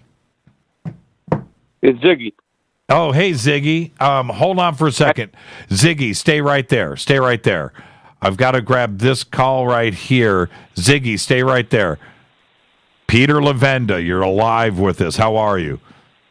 I'm good. How are you, Jimmy? No, I'm not as good as you are. What's up? I'm feeling yeah, what's up? Man. Okay, look, Peter, let's just start here. We knew this day was coming. Okay? We did. We knew this day was coming. Did you expect the mainstream media to pick up on this story worldwide as fast and as efficiently as they did? Actually, no. The day was coming. We knew it was coming, as you said, although there were those who had expressed some doubts. But as far as we are concerned, I think that the speed with which the worldwide media has picked this up was pretty astonishing. I mean, I knew it was going to make an impact, but I didn't think it was going to make this kind of an impact. This is kind of incredible. Have you talked to Tom? I mean, have you talked to Tom today? No, not at all. Okay. It's been impossible. Yeah, I can imagine. Mm-hmm. I reached out to him yesterday and today about this, and I kept some stuff under my hat, but it was funny. Then I realized that 2 days ago, I reached out to him. It was his birthday, right? And I'm like, and I'm whatever. The point is, and then yesterday and then today, and I just thought, you know what? It's just going to be impossible. If he wants to find the time, he'll get out. But I can imagine that he was getting blindsided by everybody. And I'd rather just have him kick back and enjoy the moment. But for you, knowing that this footage was released, and I've talked to you about this before, not only on Fade to Black, but on Coast to Coast very recently. How do you feel about this footage? The footage to me was what you would expect if you're looking at some type of alien object, not responding to man-made objects. That's what we are acclimated to with our own eyes. You see this footage, it just doesn't look terrestrial. And that's how it hits your brain. Your brain has a hard time trying to make sense out of it. Well, yeah, I mean, that's the whole point. That's why this stuff was kept under wraps for so long, and we only pried it out of them. I'm not exactly sure how we did that. But, they finally, they dropped it. I mean, so both of the films, are astonishing. The second one is equally as astonishing, just as the way that thing just takes off at one point. Right. We've seen stuff like this, but never with the provenance that this has. This is coming straight out of the DOD. It's coming straight out of the Pentagon, and they're saying, yeah, here you go. We don't know what it is either, Good luck, guys. I mean, this is what is astonishing to me. It's looking at it, seeing it, and knowing what you're looking at, and knowing that it's come from the government, and it's come from the Pentagon. Knowing that there was a secret program in place all these years, you've been on, how long have you been doing Fade to Black, right? Yep. I mean, this program was already, in place. Right. This stuff was going on, and this was part of, a government project. No one knew about it. Even the Pentagon mostly didn't know about it. So, we're talking about something that has excellent credentials, and that's really the important thing. Everybody's talking about disclosure all the time. Well, here you go, right? Is government today coming? We thought that blue book was the end of it, right? Right. But it wasn't. No, and that's what. Okay, let's touch on all of these really quick while I have you here, and thank you for that. By the way, I'm just going to let everybody know I've been writing Peter all day. Peter, and he texts I had me my back. phone off. I was in the middle of a whole bunch of other stuff that you cannot imagine, and then suddenly I'd see all these messages, and I'm like, oh boy. No, that's not what you said. You said what? What's going on? What's happening? Now, is this okay? We've got some very, very telling things that have surfaced now. That the Senate Majority Leader, Harry Reid, had been funding a black project UFO Pentagon thing for years and kept his game face on. That tells everybody out there that has been skeptical about these kinds of things that this is exactly what is going on. That's exactly what it says, isn't it? Yeah, and this is exactly how these things have been handled. You know, as far as we know about the Harry Reid project. We know about that special division within the Pentagon. Now we all know about it. That was concerned with UFOs. Who knows how many other, programs like that had been started and stopped throughout the years, right? Right. That we've never heard about. I mean, you've heard a lot about black budgets where the UFO, programs are concerned and stuff. But now here we have the proof. I mean, we don't have to speculate. We can speculate about other programs, but we don't have to speculate about, was there ever a black budget program investigating UFOs? Because now it's confirmed. I mean, Harry Reid himself has confirmed it. He's been retweeting all this stuff. I know. So, I mean, I know. There's no doubt. It's like, yeah, okay, we were doing this. Now what? Now, is this the day that we are going to look back on, December 16th, 2017, as the day of disclosure? Well, I mean, a lot of people are going to argue, and they're going to say no because they didn't like the film is too grainy, or we don't trust Harry Reid, or whatever it has to be. From my perspective, speaking as somebody who's been working with government stuff and writing about, conspiracies and writing about history and Nazis and every other thing, from my perspective, yes, today is the day that we had disclosure. This is not the most disclosure we'll ever get, but it is the beginning of disclosure. This is tangible. We know the names, we know the places, we know the people. We've got the videos. They're coming out and saying, yes, this is what happened. We've got the To the Stars people all together on this thing as well. So you've got people coming out and saying this is it. And now we can go back. The historians of ufology can now go back and start connecting more dots. And figuring out what was going on, who was doing what to whom, and, realizing that this was true. Now we don't have to speculate anymore. Was there ever a black budget for UFO disclosure? Sure. Here we are. We have the proof. Who was in charge? Well, Harry Reid raised the money for it, but it operated within the Pentagon, and who was the guy in charge of that? Well, we have Luis Elizondo, right, who was the guy who came out and joined us and said, we can't keep this stuff secret anymore. So we have the names and we have the people, and this is the beginning of it. We can start from here and go back and go forward and start connecting dots and putting this thing together. I think it's a great day. It's a great day for all of us. Do we have Tom DeLonge to thank for this, or was this going to happen anyway? Well, if you go back to that announcement that everybody was talking about when Tom DeLonge made that famous announcement on the To the Stars Academy and set up this whole project, it was Elizondo who was part of that, right? He had not been seen in public talking about this stuff at all until that day when he was on that stage. Right. So it's you're looking at Tom DeLonge and Elizondo together with the other guys, Jim Semivan and Hal Puthoff, Chris Mellon, all these other guys, but in this particular case, it was Elizondo and Tom DeLonge on the stage together saying, this is what we're doing. So, it's up to you to draw the conclusion you want. He left the DOD, and a week later, he's making this announcement, with Tom, and then a month or two later, we've got the film footage. And you can connect the dots. Well, I agree with that, but what it's going to be like over the next couple of weeks. There's going to be those that are going to say, Tom is just a tool here, that the narrative is being pushed by people that are outside, and whether Tom was involved or not, this was going to happen. It has nothing to do with To the Stars. To the Stars is just the machine to push this disclosure out. Hey, man, if we're the machine to push disclosure out, I think I'm okay with it. Yeah, that's what I'm talking. I'm okay being a tool. It's all right.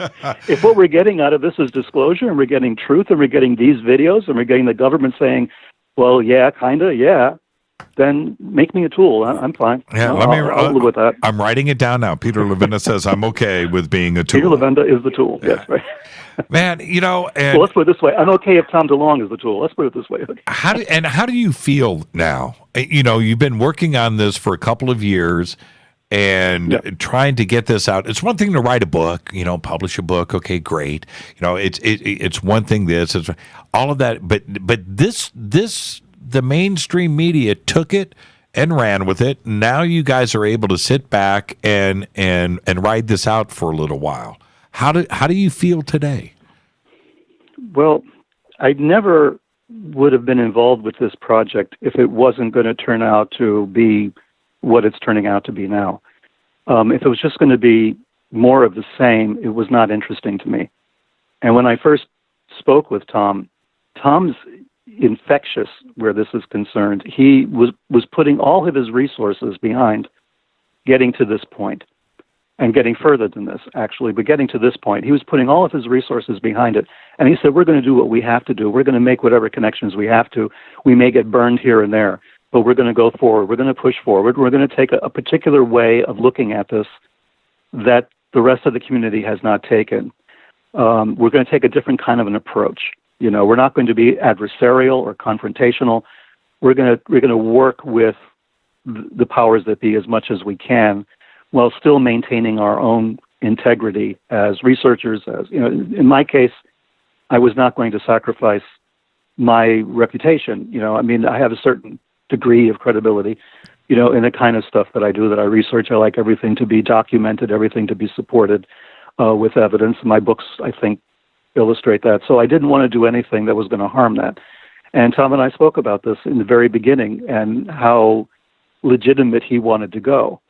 And I said, okay, if you're going to do it this way, then I'm on board, because this is the most important facet of human experience, I think, that's hanging out there. It's the one big, huge unknown that's sitting there. It's like the elephant in the room, and everything that we're doing around it, kind of. But we always get back to this point. What was that thing in the sky? That's right. What is this all about? What does it imply for our understanding of reality, for our understanding of physics and of genetics and all of the rest of it? What does this imply? So I'm happy that it got to this point. Do I feel vindicated, which may be what is behind your question, or justified, or have justification in some cases? Yeah, but like I say, I knew we were going to do this. The last time we spoke, last time we had an interview, I realized there was a lot of pushback. There was a lot of doubt. People were saying a lot of things. This is just, this is either a hoax or Tom is being used or whatever. I knew that wasn't the case, but there was very little that I could say until we dropped the videos, right? Until we started talking about actual evidence. So now that it's there, I think now we can start to pick up the conversation and start talking about this stuff for real. We can now go to this intellectually with a certain amount of integrity and discipline where the subject matter is concerned, and we can start talking, okay, now we can go from here, and now what? What's the next step, right? What do we do now? How do we push this further rather than spin our wheels, right? So this is an opening. We have an opening now. And as people in the government have told us, and they've told us from different sources, they said, listen, the way our government works, they're not going to really address this thing. They're not going to address your concerns in a big way unless you make some noise. You've got to be making the noise. The people have got to be demanding more and more response from their government on this issue. If the government is pressed to it, then we will get more information out. But we have to, unite ourselves and say, listen, tell us more. Tell us what you know. Tell us what's really going on. If you don't know, tell us that too. whatever it happens to be, just tell us the truth. Now, this is when we look at your research with your famous secret space program presentation, connecting the dots all the way through Kennedy, through to today. That door was never closed. That was like an open-ended, if you know what I mean. And now this next step I can imagine now what that presentation would be like now, that would be extended through to today. But the door is still open. This doesn't close the door on anything, does it? No, of course not. This is I don't know what door would be closed. It might close the door on some of the doubt that was out there that the government was taking this seriously, because the general consensus out there in the mainstream media, particularly until today, was that the government was not taking this stuff seriously, so you shouldn't take it seriously, right? If we're not concerned, why should you be concerned? Or if we don't believe it, why should you believe it? Well, now we have a different kind of approach. Now we have information from the government that says, well, yeah, we are following this up. We've been spending money trying to figure out what this stuff is, and now we're showing you what we've got, We're starting to lay their cards on the table. So that's not a closed door by any means. It's a closed door maybe where institutionalized doubt is concerned, Maybe we can now all start talking about this stuff like, intelligent human beings, and just start saying, yes, okay, now what? The phenomenon exists. It's real. We've seen it. The government itself has said so. Harry Reid spent money, following this up. We know there's something there. So now let's talk reasonably and sensibly about it, and let's figure out what the hell this is. It's just an extraordinary day. It's almost too much to take in. We've wanted this. Now we've got it. And I don't know. It's kind of like the first time you get a new car. I'm being serious. You're all excited, then you go and you get the car and you drive it home. Now what do you do? Right? Now we've got to take this to the next step. And I'm not sure how my mind is going to be dealing with this tomorrow. I'm going to wake up and go, did yesterday even happen? Wow. You know what I mean? Exactly. But the nice thing is we've got more coming, right? So there's more stuff that's going on. The To the Stars people just didn't stop there and say, okay, we're done, we're out of here, right? Right. This is just the first beginning. This is the first drop. So, we've got a lot more coming. Thank you so much, Peter, for taking the time tonight, and exciting days ahead, my friend. Exciting days. Absolutely. And I hope you feel great. Thanks a lot, Jimmy. Yeah, absolutely. Thank you, Peter. Peter Levenda, peterlevenda.com. All of the information that you need for Peter's right there. And, of course, Secret Machines, God's Man of War. He's got another book coming out. He's got the follow-up to, anyway, that's Peter Levenda. Thank you so much, Peter. Now, I'm going to go. I can go. I didn't say, I said shoot. I was going to say, should I? Should I continue? I can keep this thing running. Let me come over here and let me do this. Yes, the answer is yes. Let's do it now, because I've got more special. Got some more special things going on here. Some guests coming in. Okay, let's do this. Dan Willis, are you there? Jimmy, what a pleasure. The pleasure is all mine. My goodness gracious. Now, before I even get started, Dan, with you, and if you go back to how you've been involved with disclosure, here we are now. This is 2017. Did you ever think that this day would come? I always hoped it would. It started for me back in 1969, with a high-level top secret clearance in the Navy, and receiving reports from ships reporting extraterrestrial craft, glowing reddish-orange, about 70 feet in diameter, merging out of the ocean off of port bow and going about 7,000 miles, shooting straight up off the coast of Alaska. Right. Classified priorities, secret classification, going to Chief of Naval Operations. So it always put a seed in the back of my mind that these things are real, because this is an official authenticated message.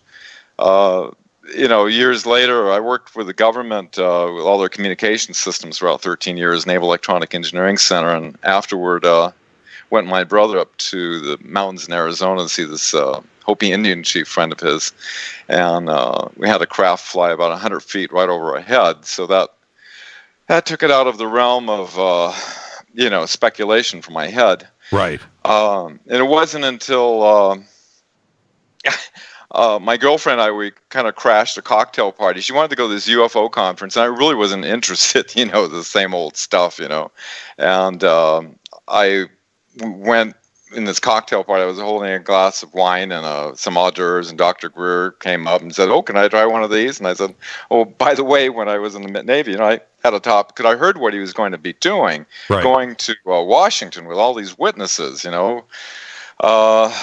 Anyway, one of them chickened out, and so I volunteered to fill in. Here it was. You're not giving yourself enough credit, because your part of your testimony at the press club was some of the best. Okay, so don't even, I was a fill-in guy. It's funny to hear you say that, because your testimony was extraordinary. And I can't even believe it's been that long ago. 2001, one thinks about that. It seems like it was yesterday. But like I said, here we are in 2017. What did you think as the news started to break today? I didn't, I just give me a heads up on what came out on New York Times. It's kind of interesting. I've been watching, I used to be a broadcast engineer for most powerful FM station on the West Coast and an ABC newsman. So when I went to the press club, I thought, my God, I did think my testimony was lightweight compared to some of these guys, bases on the other side of the moon, 57 different species already categorized, airbrushing UFOs out with NASA, on and on and on, that we have solutions to get off of nuclear, oil, and coal, and these technologies, and faster than light, all the stuff which, I couldn't imagine, 22 cameras in the back row, how this stuff could get out there, and the mainstream, media, this wouldn't be like, change everything. So after, we were on CNN and all this, CNN did what I call a limited hangout, the CIA does, where they covered the event and said, yes, we want to have a congressional hearing, but it made it sound like, the reality of UFOs. You want to have a congressional hearing on the reality. We've got hundreds of witnesses, right? And all this, testimonies, and each one of us, all 20 of the witnesses, each of us stated that we're willing to testify under oath before Congress, which is a penalty of perjury. And, you have we were only 20 out of 500, well, it was 450 at the time, witnesses that Dr. Greer started collecting, after the CIA director led him on that he's being denied access. And then it was sometime around 97 that he was having a Pentagon meeting along with Edgar Mitchell, with the head of the Joint Chiefs of Staff, Admiral Tom Wilson, who was made aware of some of these unacknowledged special access programs where he was denied access, and he told Stephen, if you can get your people together to go before the media, you have my permission. This is the head of the Joint Chiefs of Staff, Right. This group is, quote, illegal, and so that's what we have.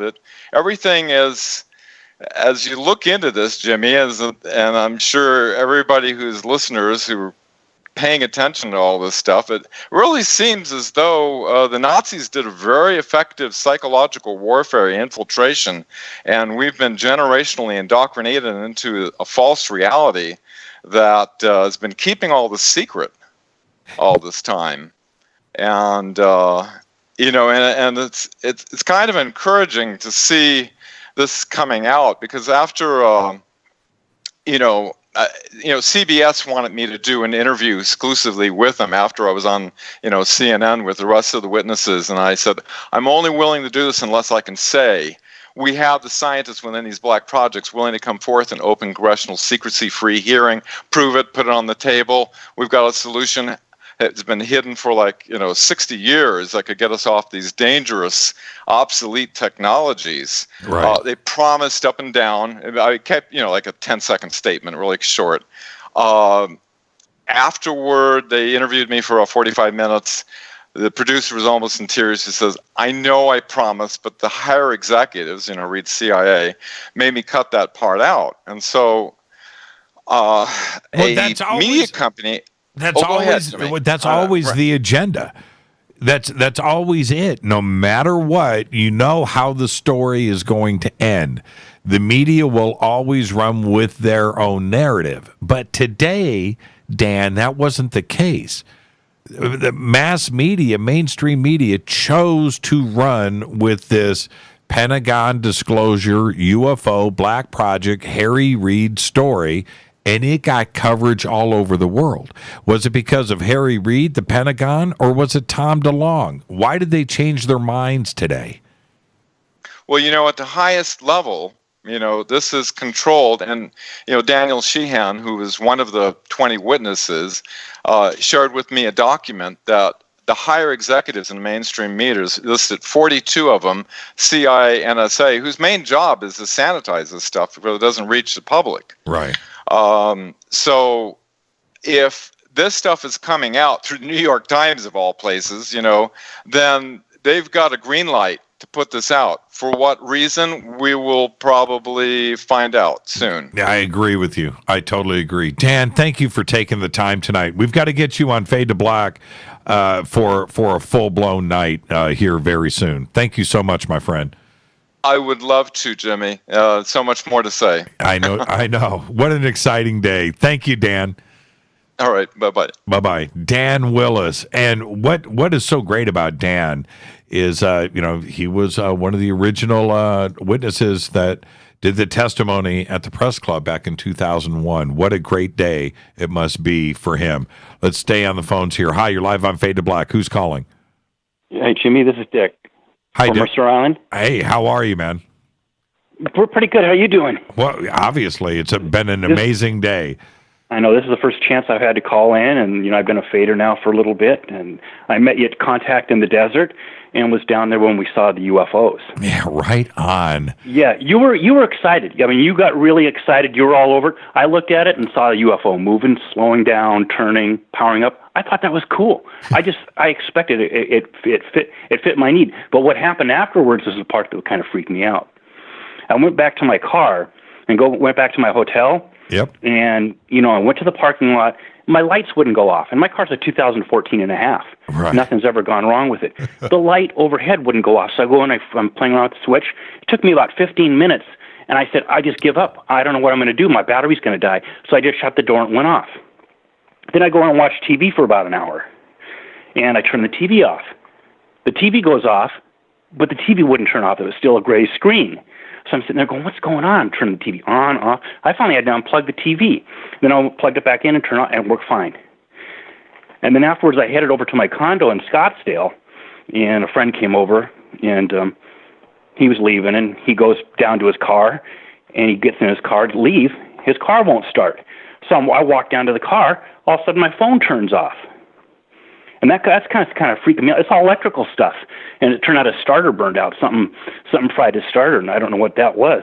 And then a couple days later, I'm walking into my bedroom in the condo, and I have a printer in there. Uh-huh. And I keep it on 24/7. And about 20, 30 sheets in there, because I print coupons and whatnot for restaurants and things. I walk into my bedroom. All of a sudden, my printer starts powering up. All 20 sheets go through. Wow, kind of like it reminds me of Close Encounters when all the toys start playing at the same time. Yeah, that's exactly. But it didn't really freak me out in a negative way. It's kind of like just confirmation, kind of in a really good way, And well, what is today, Dick? Yeah. Today, what does today do for you after all of those experiences, and then boom, we have this massive disclosure through the mass media all around the world? Well, it's good for me because a lot of my friends say, "Oh yeah, I think there's something out there, but I'm not really sure," and my family and stuff like that. And there's kind of thing. Well, you're obsessed over the. Of course, we all have OCD over this stuff. Right. We can't help it. I mean, this is just we're hyper focused on it. This is a really cool topic.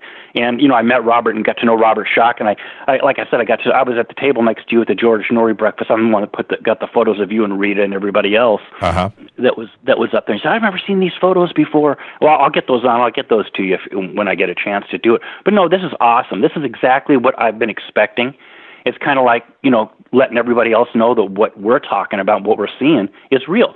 I got some Bering Optic night vision goggles. I love those. I'm drinking Life Change tea actually right now and River Moon coffee every morning. I'm supporting it, and I encourage everybody else out there to support these guys. You can buy this stuff anywhere else you want, but these are the guys they're us.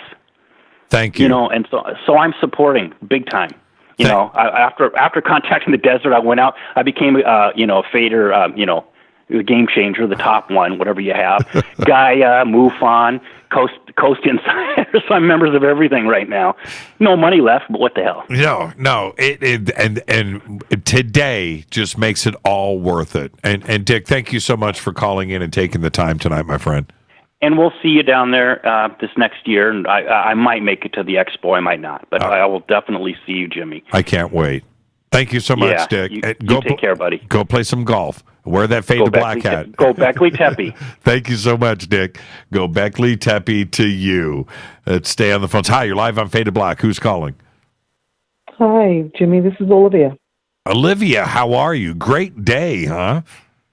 I am just so excited about this and nervous at the same time because I'm wondering why is it all of a sudden, why today? Why the disclosure all of a sudden? Well, I don't know. And see, Olivia, there's a couple of other things to mention. Tom DeLonge over the last couple of days was posting one more day, arg, right? Now you have to. I remember seeing that. Yeah. And so now he was working with the New York Times. New York Times is following up. They have to vet everything, right? They don't just post something and print it in the paper. So they got to go through their whole vetting process. Now we know that the Pentagon was involved. We know about black projects. We know that Senator Harry Reid's involved. You have the release of the video that has to happen at the same time.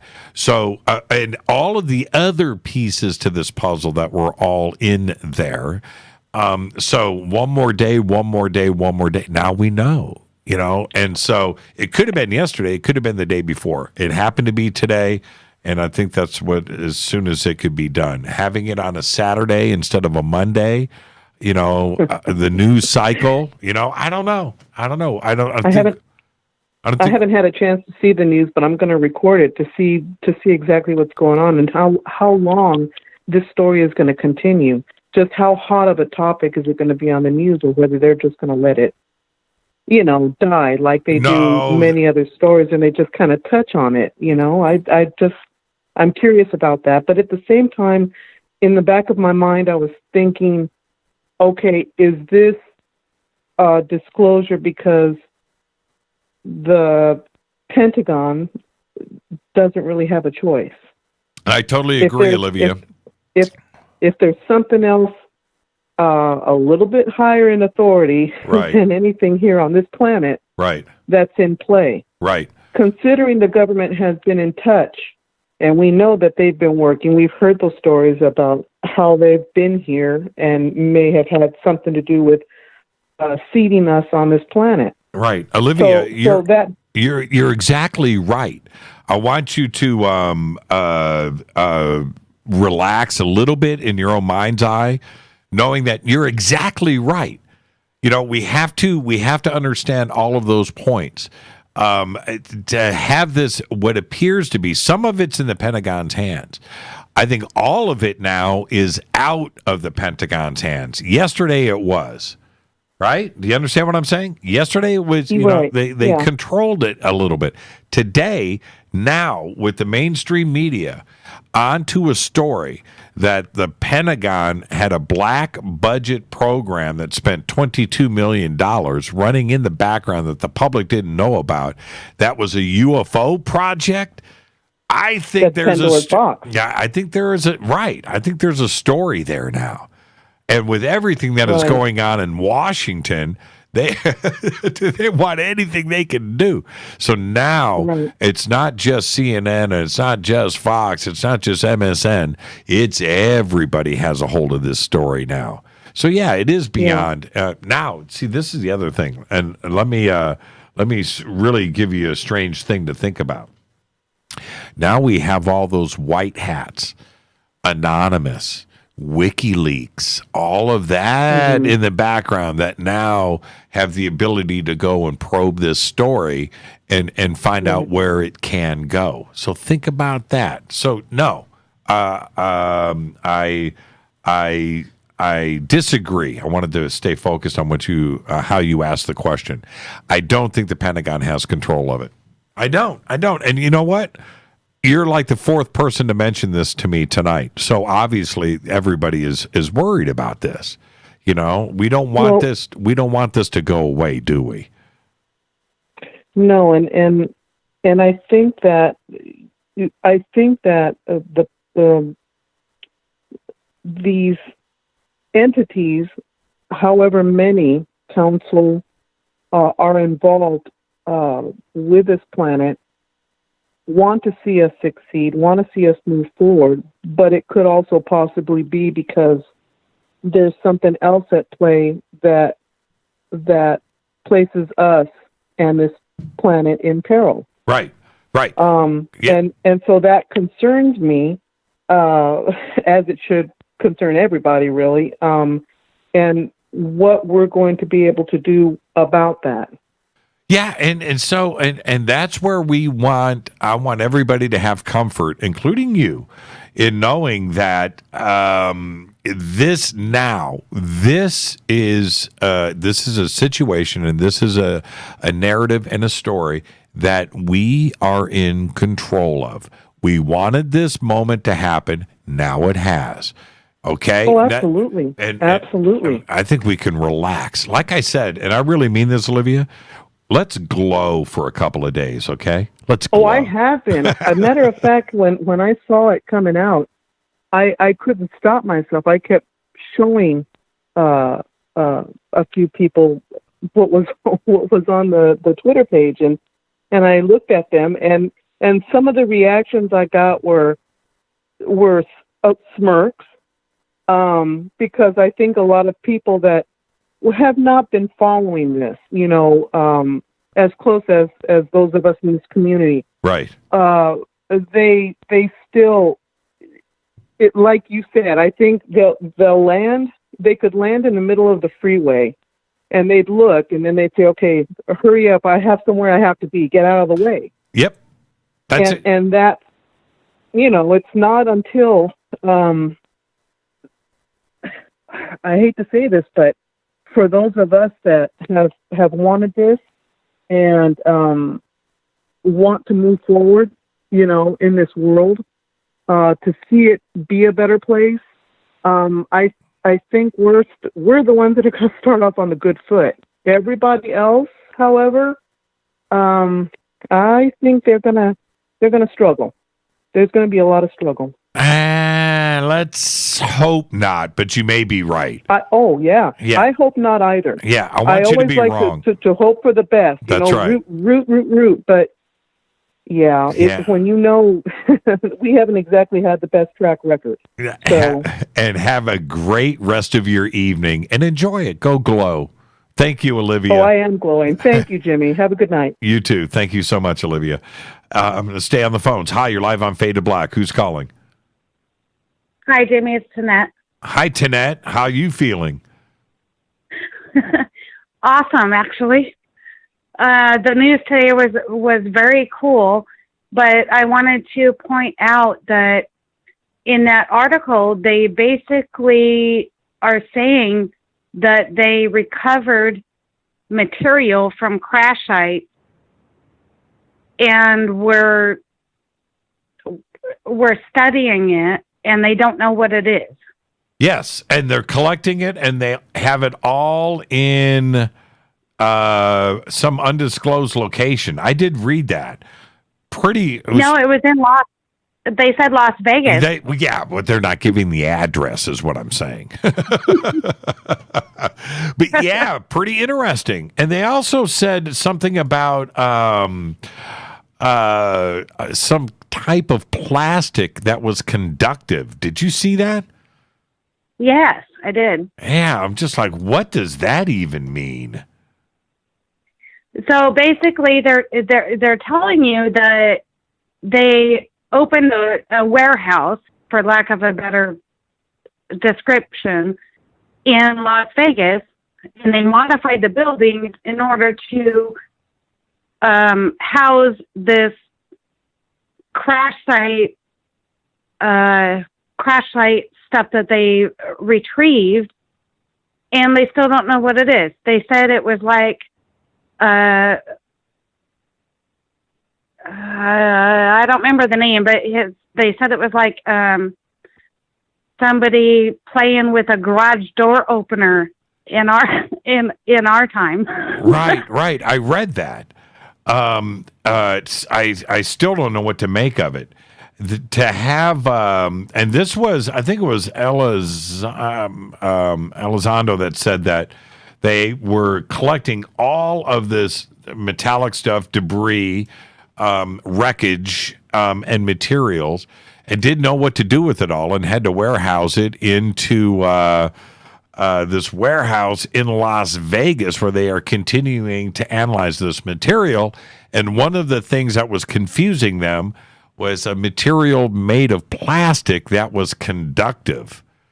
And I'm like, wow. Right. Well, see, here, at least in our timeline, plastic is what we use as something that's non-conductive. We use it as an insulator, right? And now they've got some type of conductive plastic. It was absolutely fascinating to hear. So, and again, thank you for the phone call. Do you feel good? Oh, yeah. Today was a pretty amazing it's awesome, day. Even though there may be, we don't know what's behind this media leak, but whatever it is, it's good. Yeah, and that's the only in one. a general way. Yeah, absolutely. And thank you for the phone call. We have to look at everything like that. We just have to. Oops, I think I just hung up on the wrong. Oh, man. I'm not even going to tell you who I just hung up on. And I was waiting for that phone call all night.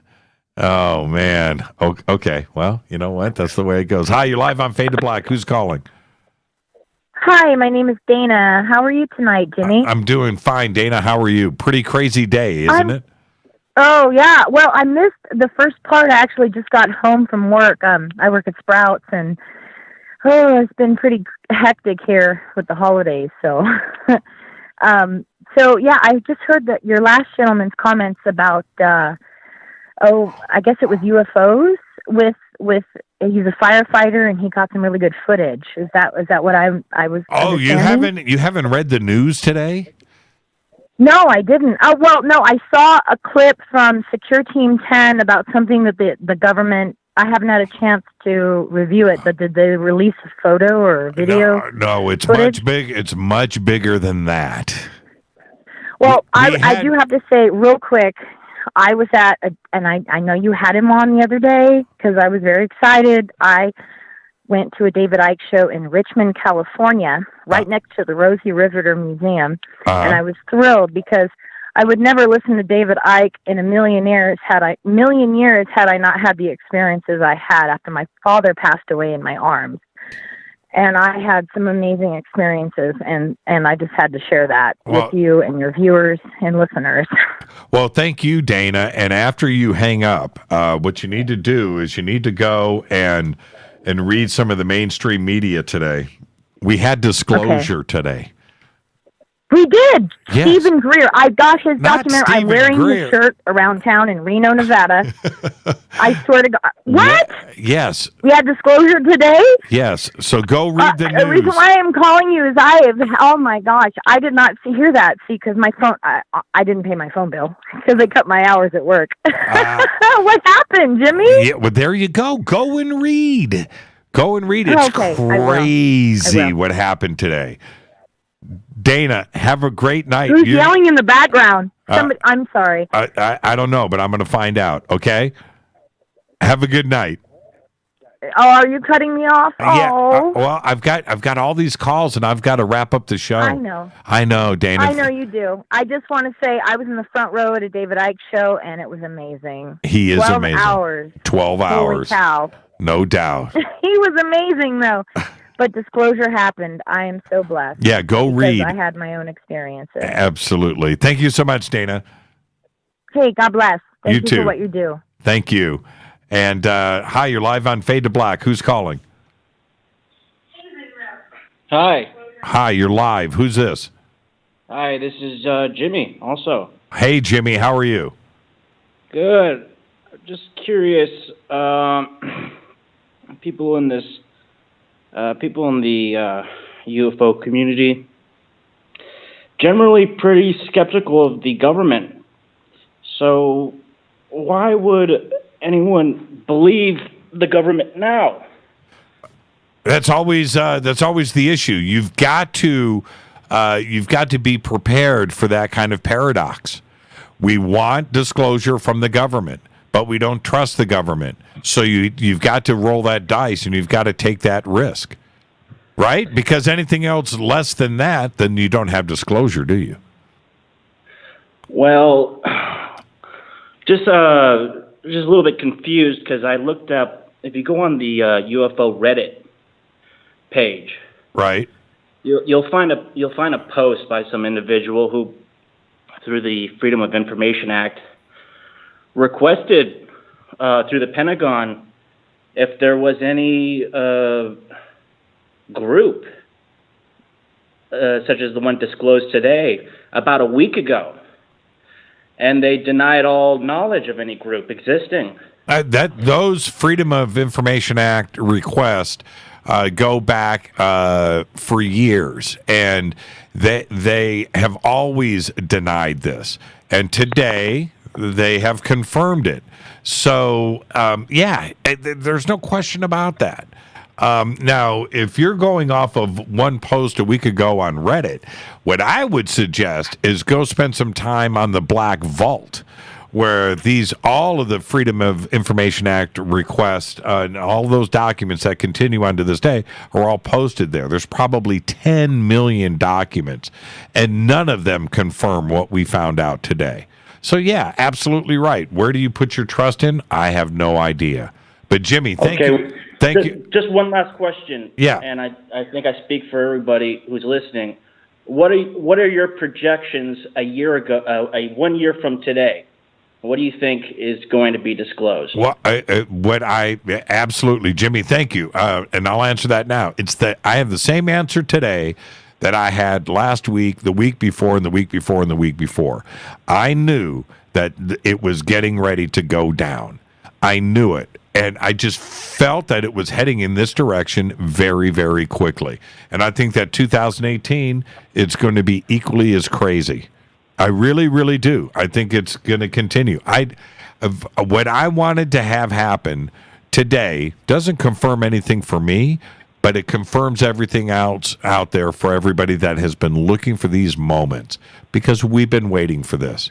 And that's still, I have the exact same position now as I did last month. Today, with everything that happened, I'm happy for everybody else. I want everybody to go and glow. All right? So there you go, All right. Jimmy. Have a great Thank you day. very much. Yeah, thank you. Great phone call. All right, let's go back to the phones over here. Hi, you're live on Fade to Black. Who's calling?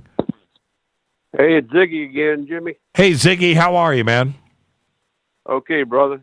Great Saturday night to have you on the air. Man, I'm glad you got back through. The phones are lit up, man.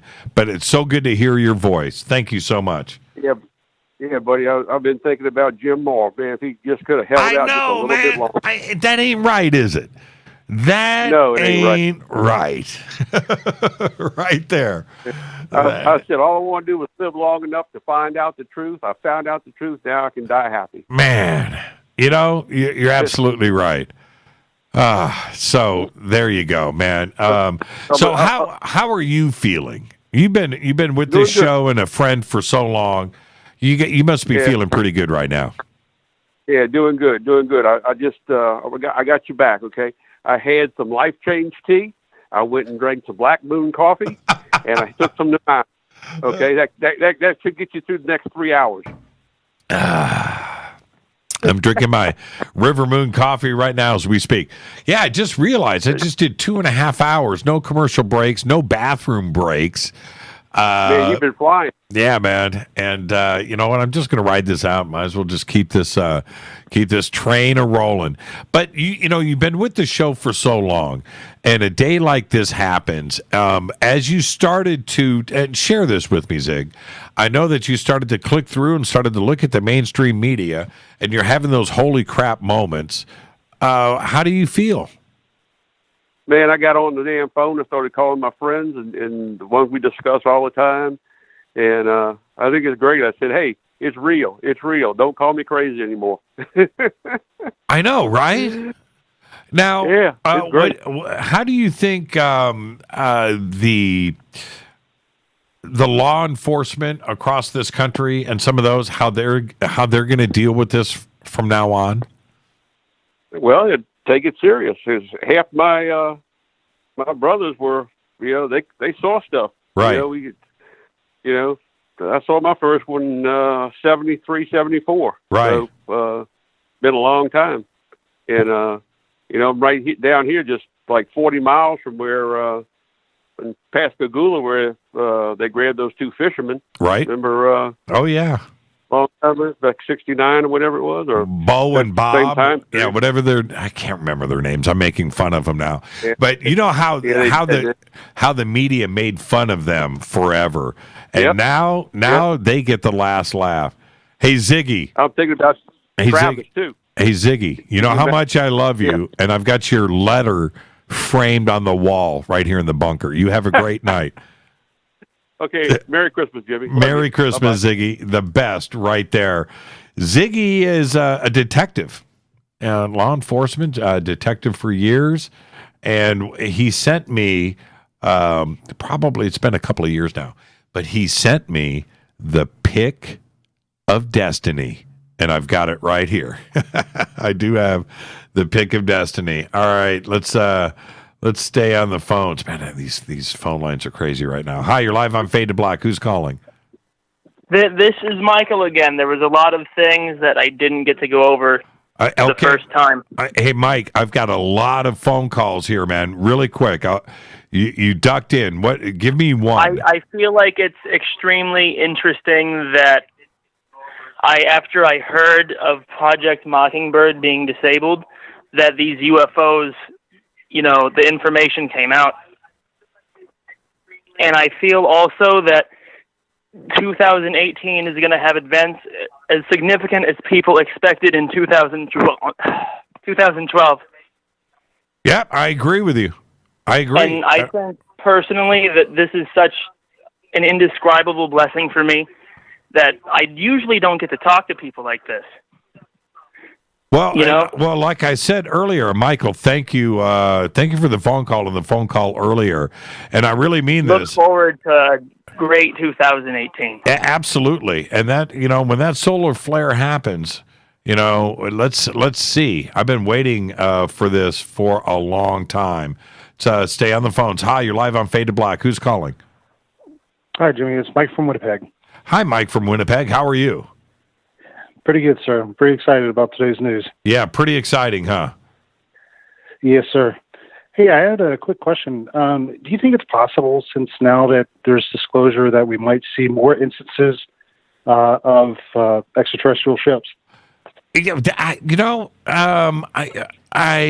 would say it would be the same amount, but I think that we'll have more people admitting to seeing them.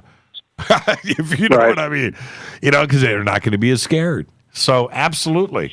Today was a big day, and I'm happy for everybody else. So are the crafts going to? No, I think all of that's going to be the same, but we're going to have more people willing to come forward and talk about it that wouldn't before, because they don't want to be ridiculed. They don't want to be embarrassed. Yeah, that's a good point. Also, another thing too, I've chatted on social media with some other folks, and they brought up the point about the fact that the DoD didn't release the location or the date. Is it possible that they haven't released the location and the date of that particular video? No, they have. They have. They have. Oh, okay. Yeah. It was off the coast of California. It was the USS Nimitz off of out of San Diego on a training mission. And I have posted, I don't have it in front of me, but I have the actual dates and times. So, no, it's out there. Okay. Great. And one last thing. With respect to the chain of custody documents, have you seen those documents yet? Can we validate the attestation of the custodians on the chain of custody? There's no need for it. You know why?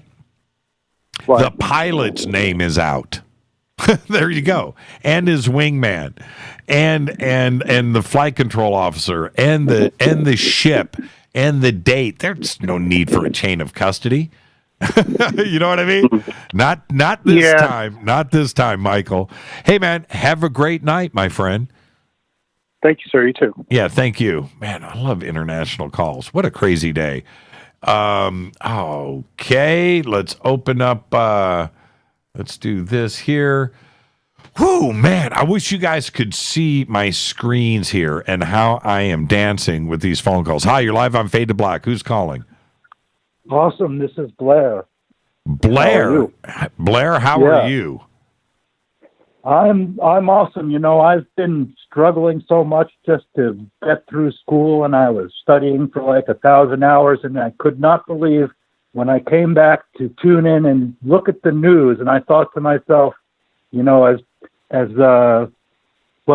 like in The Great Gatsby, Fitzgerald wrote one point, he said, it was as if a tuning fork was struck upon a star. Yeah, right. And right. Right. I'm thinking to myself, there must be so many people going, oh, this is yet another level of a pernicious manipulation on the part of the deep state and this and that. And I'm like thinking to myself, yeah, so what? Everything is some attempt by them to do that, but could it possibly be that something just actually happened? Right. Not this time around though. That's the beauty of it, right?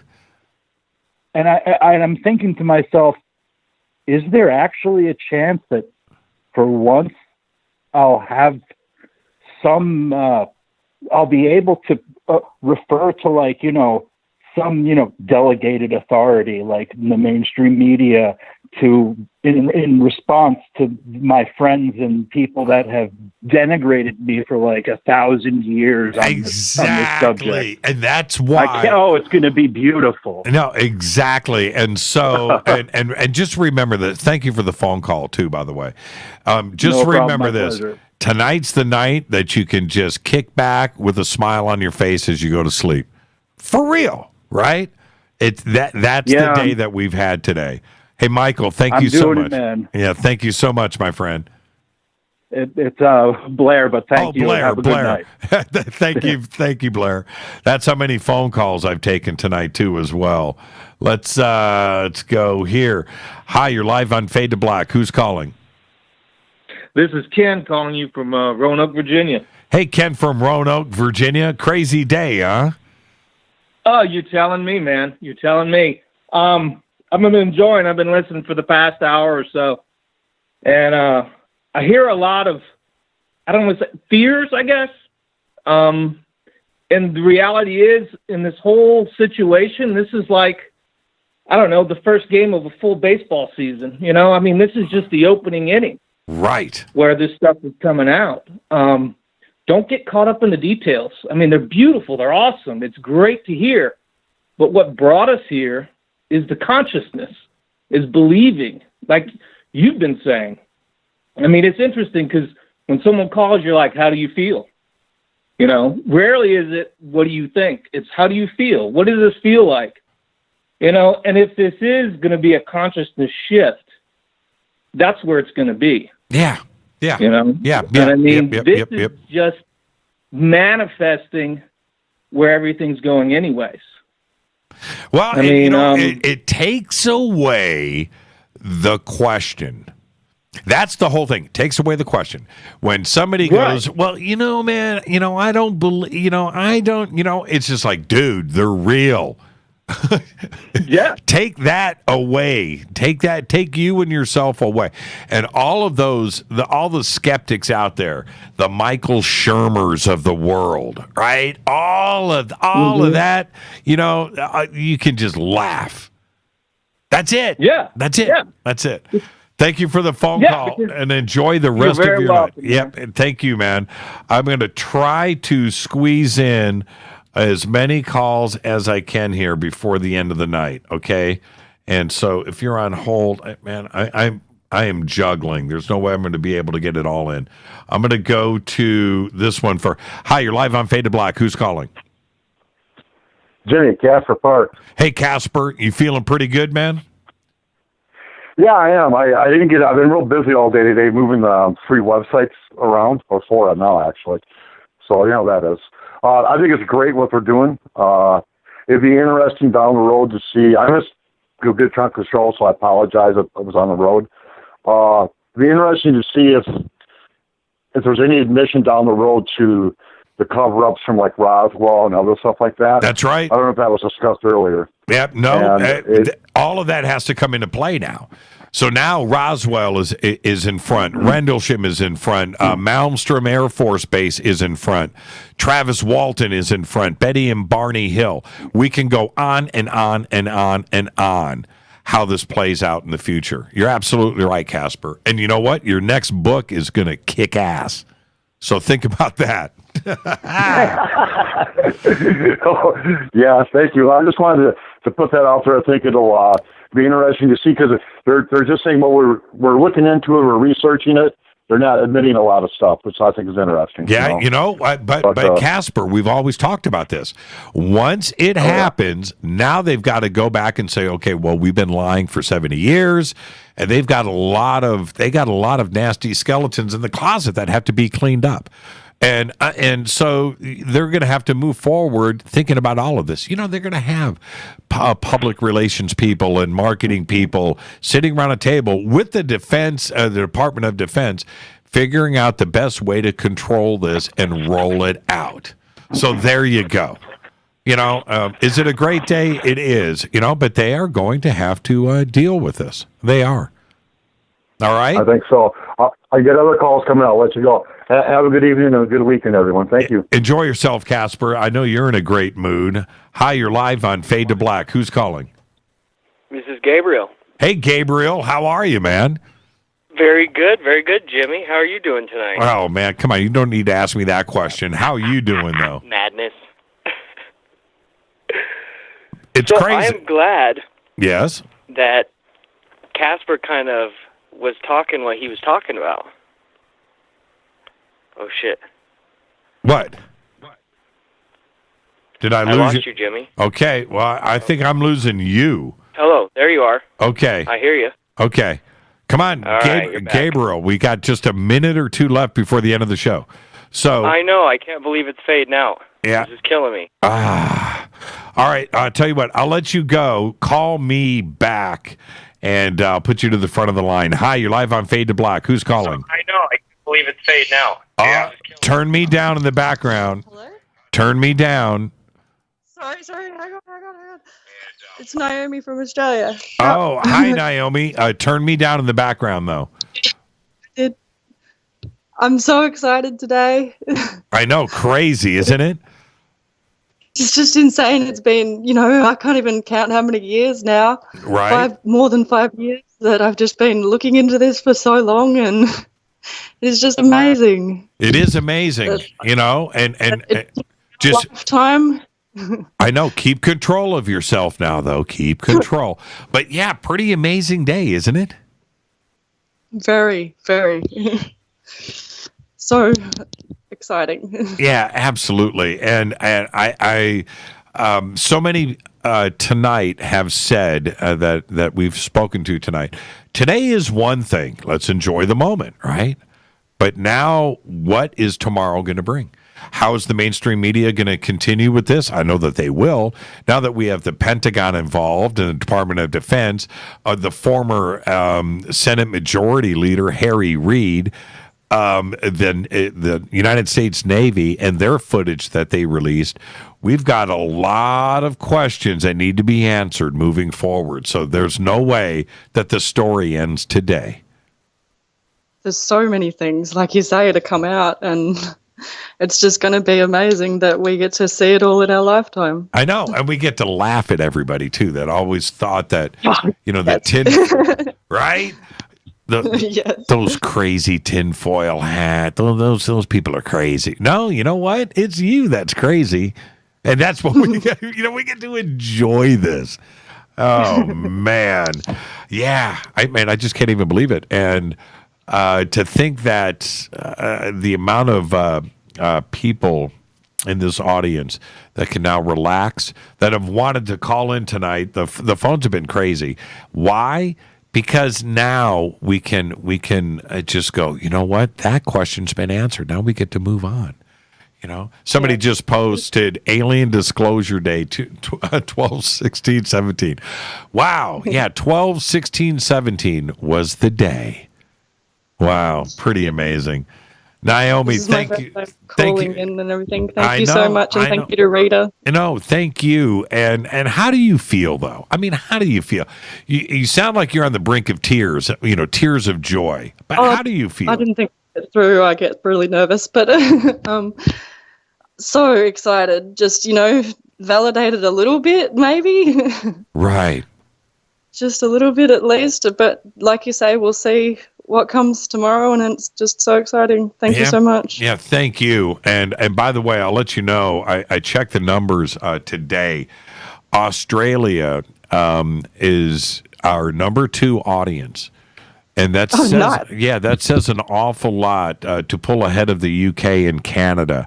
And I looked at the numbers today, and you guys are like 13% of our audience. And it's crazy. So thank you so much. Thank you, Naomi. Good stuff, guys. Thank you, Jimmy. Have a great night. You too. Australia is such a big part of our audience. I mean, I look at these numbers and I'm just blown away. Woo, man. Okay, I cleared through all of those. Okay, so 323. I've got enough time here for a couple of more phone calls. 323-825-5045 or 323-275-9695. I can't believe I haven't lost my voice. 2 hours and 50 minutes of stray phone calls. Now, we've heard from tonight. Oh, you know what? I think I'm going to put this at the front of the line. Gabriel, do you have a clean line now? I do. I'm on a landline. Okay, good. All right. Crazy day, huh? Did you ever think that you would see this day happen? No. I don't want to compare it to something negative, and I really shouldn't, but the only time I've ever felt this, numb and, surreal moment was, this is going to sound really bad, but when I was watching 9/11 happen on TV. I knew that comparison was going to come from somebody. Yeah, I hear you. That's how it feels to me, because my hands, because we were coming home from dinner, and Cherie's like, Jimmy's live. And I was like, what's going on? Because we don't watch the news. We don't watch national television. I'm not much of, I've been keeping my phone away from, not being so divey no more on the phone. And I start going through this as you're talking, as the calls are coming through, and I'm just like, oh my God, and I'm like, this is, I don't even know what to say. I'm just so lost for words. And I really loved how my call was right after Casper, because he brought up exactly what I was saying, and that's kind of my exasperation. Is it's now people are saying, oh, well, this is just one thing and it's no big deal, and tomorrow it's going to be no big deal. And it's like, no, you don't understand. Now, what about all the other things that they've said weren't true? What about all the other instances where we've fought tooth and nail with information that Linda Moulton Howe have had? That, I mean, I could go down the list, Jimmy. We could go on for another 10 minutes of all the people that have this valid information that we look at, and from our side of discernment, like people like Allison have screamed at us all about, is, be discerning and look. Right. And the things that we look at, and we say, like the one that I want to bring up that comes to mind is Josh. Oh man, it's. Well, okay, but continue with the thought, though. Go ahead. No, but the one down in Cuba. The military footage that they had in Cuba of that sphere that was just like darting along across the with the heat signature. Oh, Joshua P. Warren. That was Puerto Rico. Joshua P. Warren. Right, Puerto Rico. Correct. Yes. Puerto Rico. And I mean, that footage, and I mean, a lot of people are saying it's doctored, it's photoshopped, and so on and so forth. But I mean, when you watched it, it's like the footage that I just watched earlier today. The thing, Linda Moulton Howe explains exactly what that plane that is following it is, and that is a fast plane. And it's got very high-tech equipment that is following this object, and it literally looks like it's standing still, traveling against the wind at who knows how many miles per hour. Right. And then it just slowly spins, like as soon as they start talking about it, like almost like it's consciously aware that these two guys are looking at it, talking about it. And it's like, are you guys looking at me? And it slowly spins around like, are you guys looking at me? And it that's how it felt when you're watching the video. Because these guys they're excited, but yet a little fearful. They're like, what is this? Right. And they're at a loss for words. And I mean, that's how I feel about the video, was it's like, it's one of those videos that we've seen before, but it's not the kind of video where there's no DOD saying it's true. There's no Harry Reid coming out saying there's things. There's no government, outright, yes, we're investigating this because this may be something true. No, it's concrete now.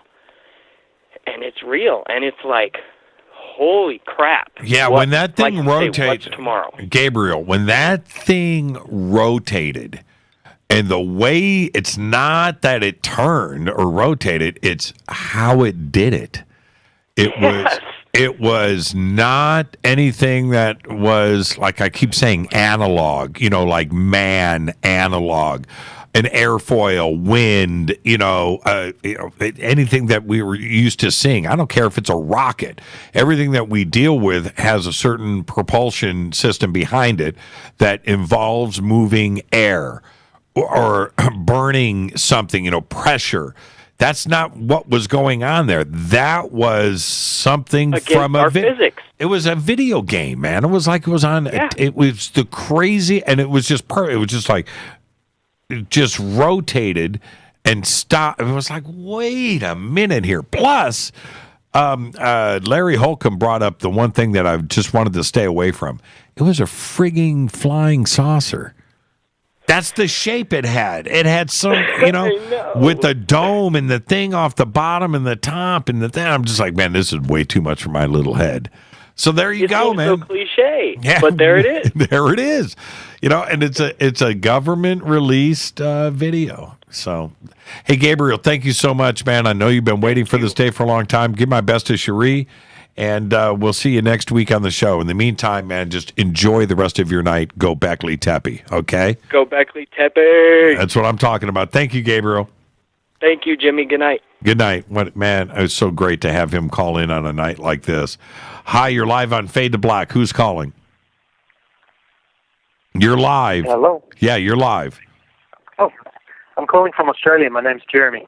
Hey, Jeremy from Australia. The fourth phone call from Australia tonight. How you going, Jimmy? It's going good, man. How you doing? Yeah, really well. Milestone day today, I guess.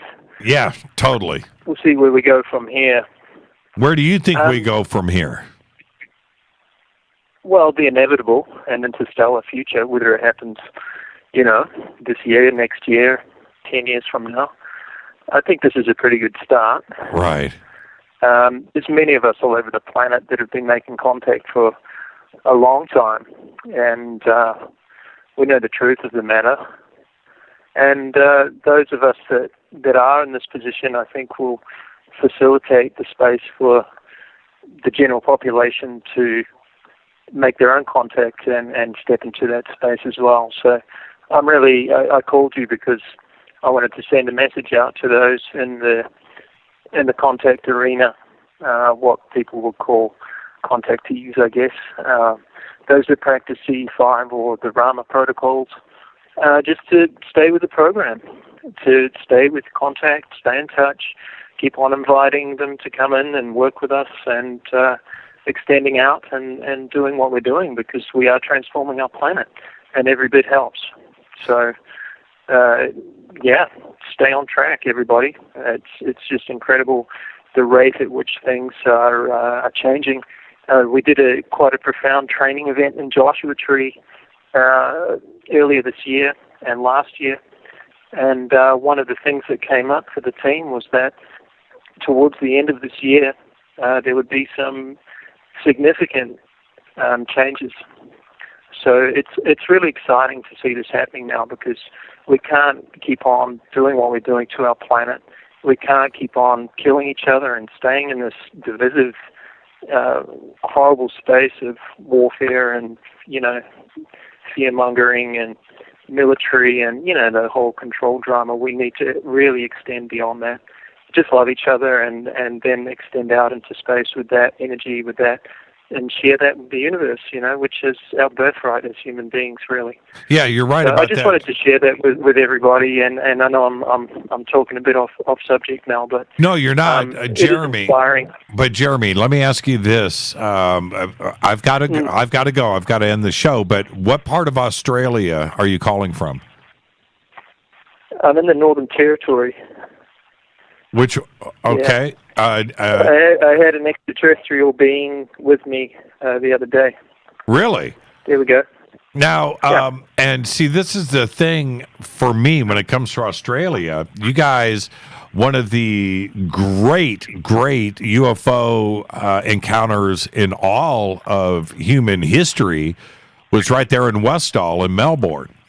And that to me, to this day, I think it is as important of a UFO encounter as anything that we've experienced. But that happened right there in Melbourne and Westall, and now there's today, a lot of space here, Well, there is, but now today, with everything that happened today with disclosure.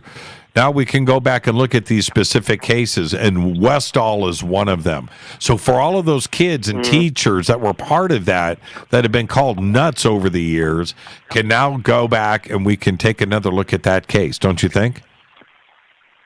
Yeah.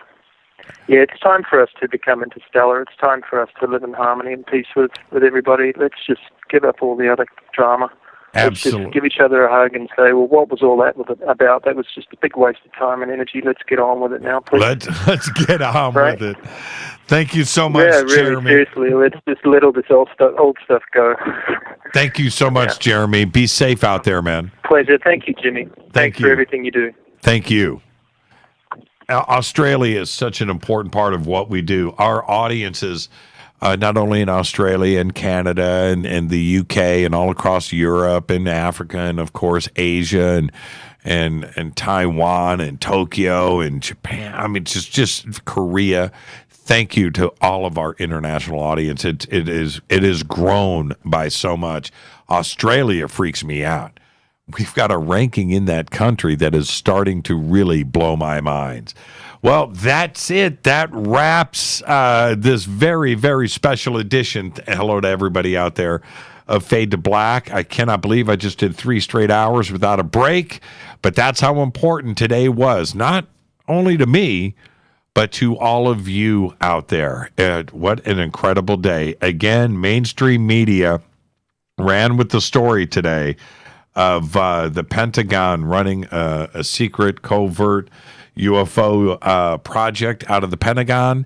Tom DeLonge and To the Stars Media were involved with this. Leslie Kane and a couple of other writers released the story today over at the New York Times, which then was picked up by all of the mainstream outlets for news all around the world. A crazy day. The video from the Navy and everything else that goes along with this.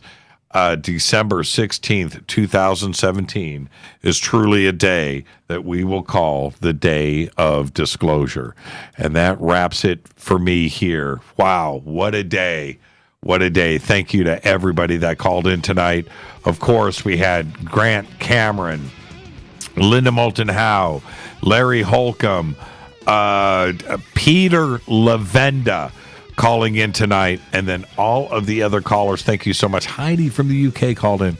Everybody from Australia, Canada, all around the world, thank you so much. Fade to Black's executive producer is Rita Kamarian. Show is produced by Hilton J. Palm, Renee, Dennis, and Bob. Announcers are Steve Harder, Gene Vitoa, Mark D. Kovar. Webmaster, Drew the Geek. Music, Doug Aldrich. Intro, Spaceboy, spaceboymusic.com. Fade to Black is produced by KJCR for the Game Changer Network, and syndication is KGRA, The Planet. This broadcast is owned and copyrighted 2017 by Fade to Black and the Game Changer Network. It cannot be rebroadcast, downloaded, copied, or used anywhere in the known universe without written permission from Fade to Black or the Game Changer Network. I'm your host, Jimmy Church. Wow, what a day. Until Monday, I want everybody to be safe. Go Beckley Tepe.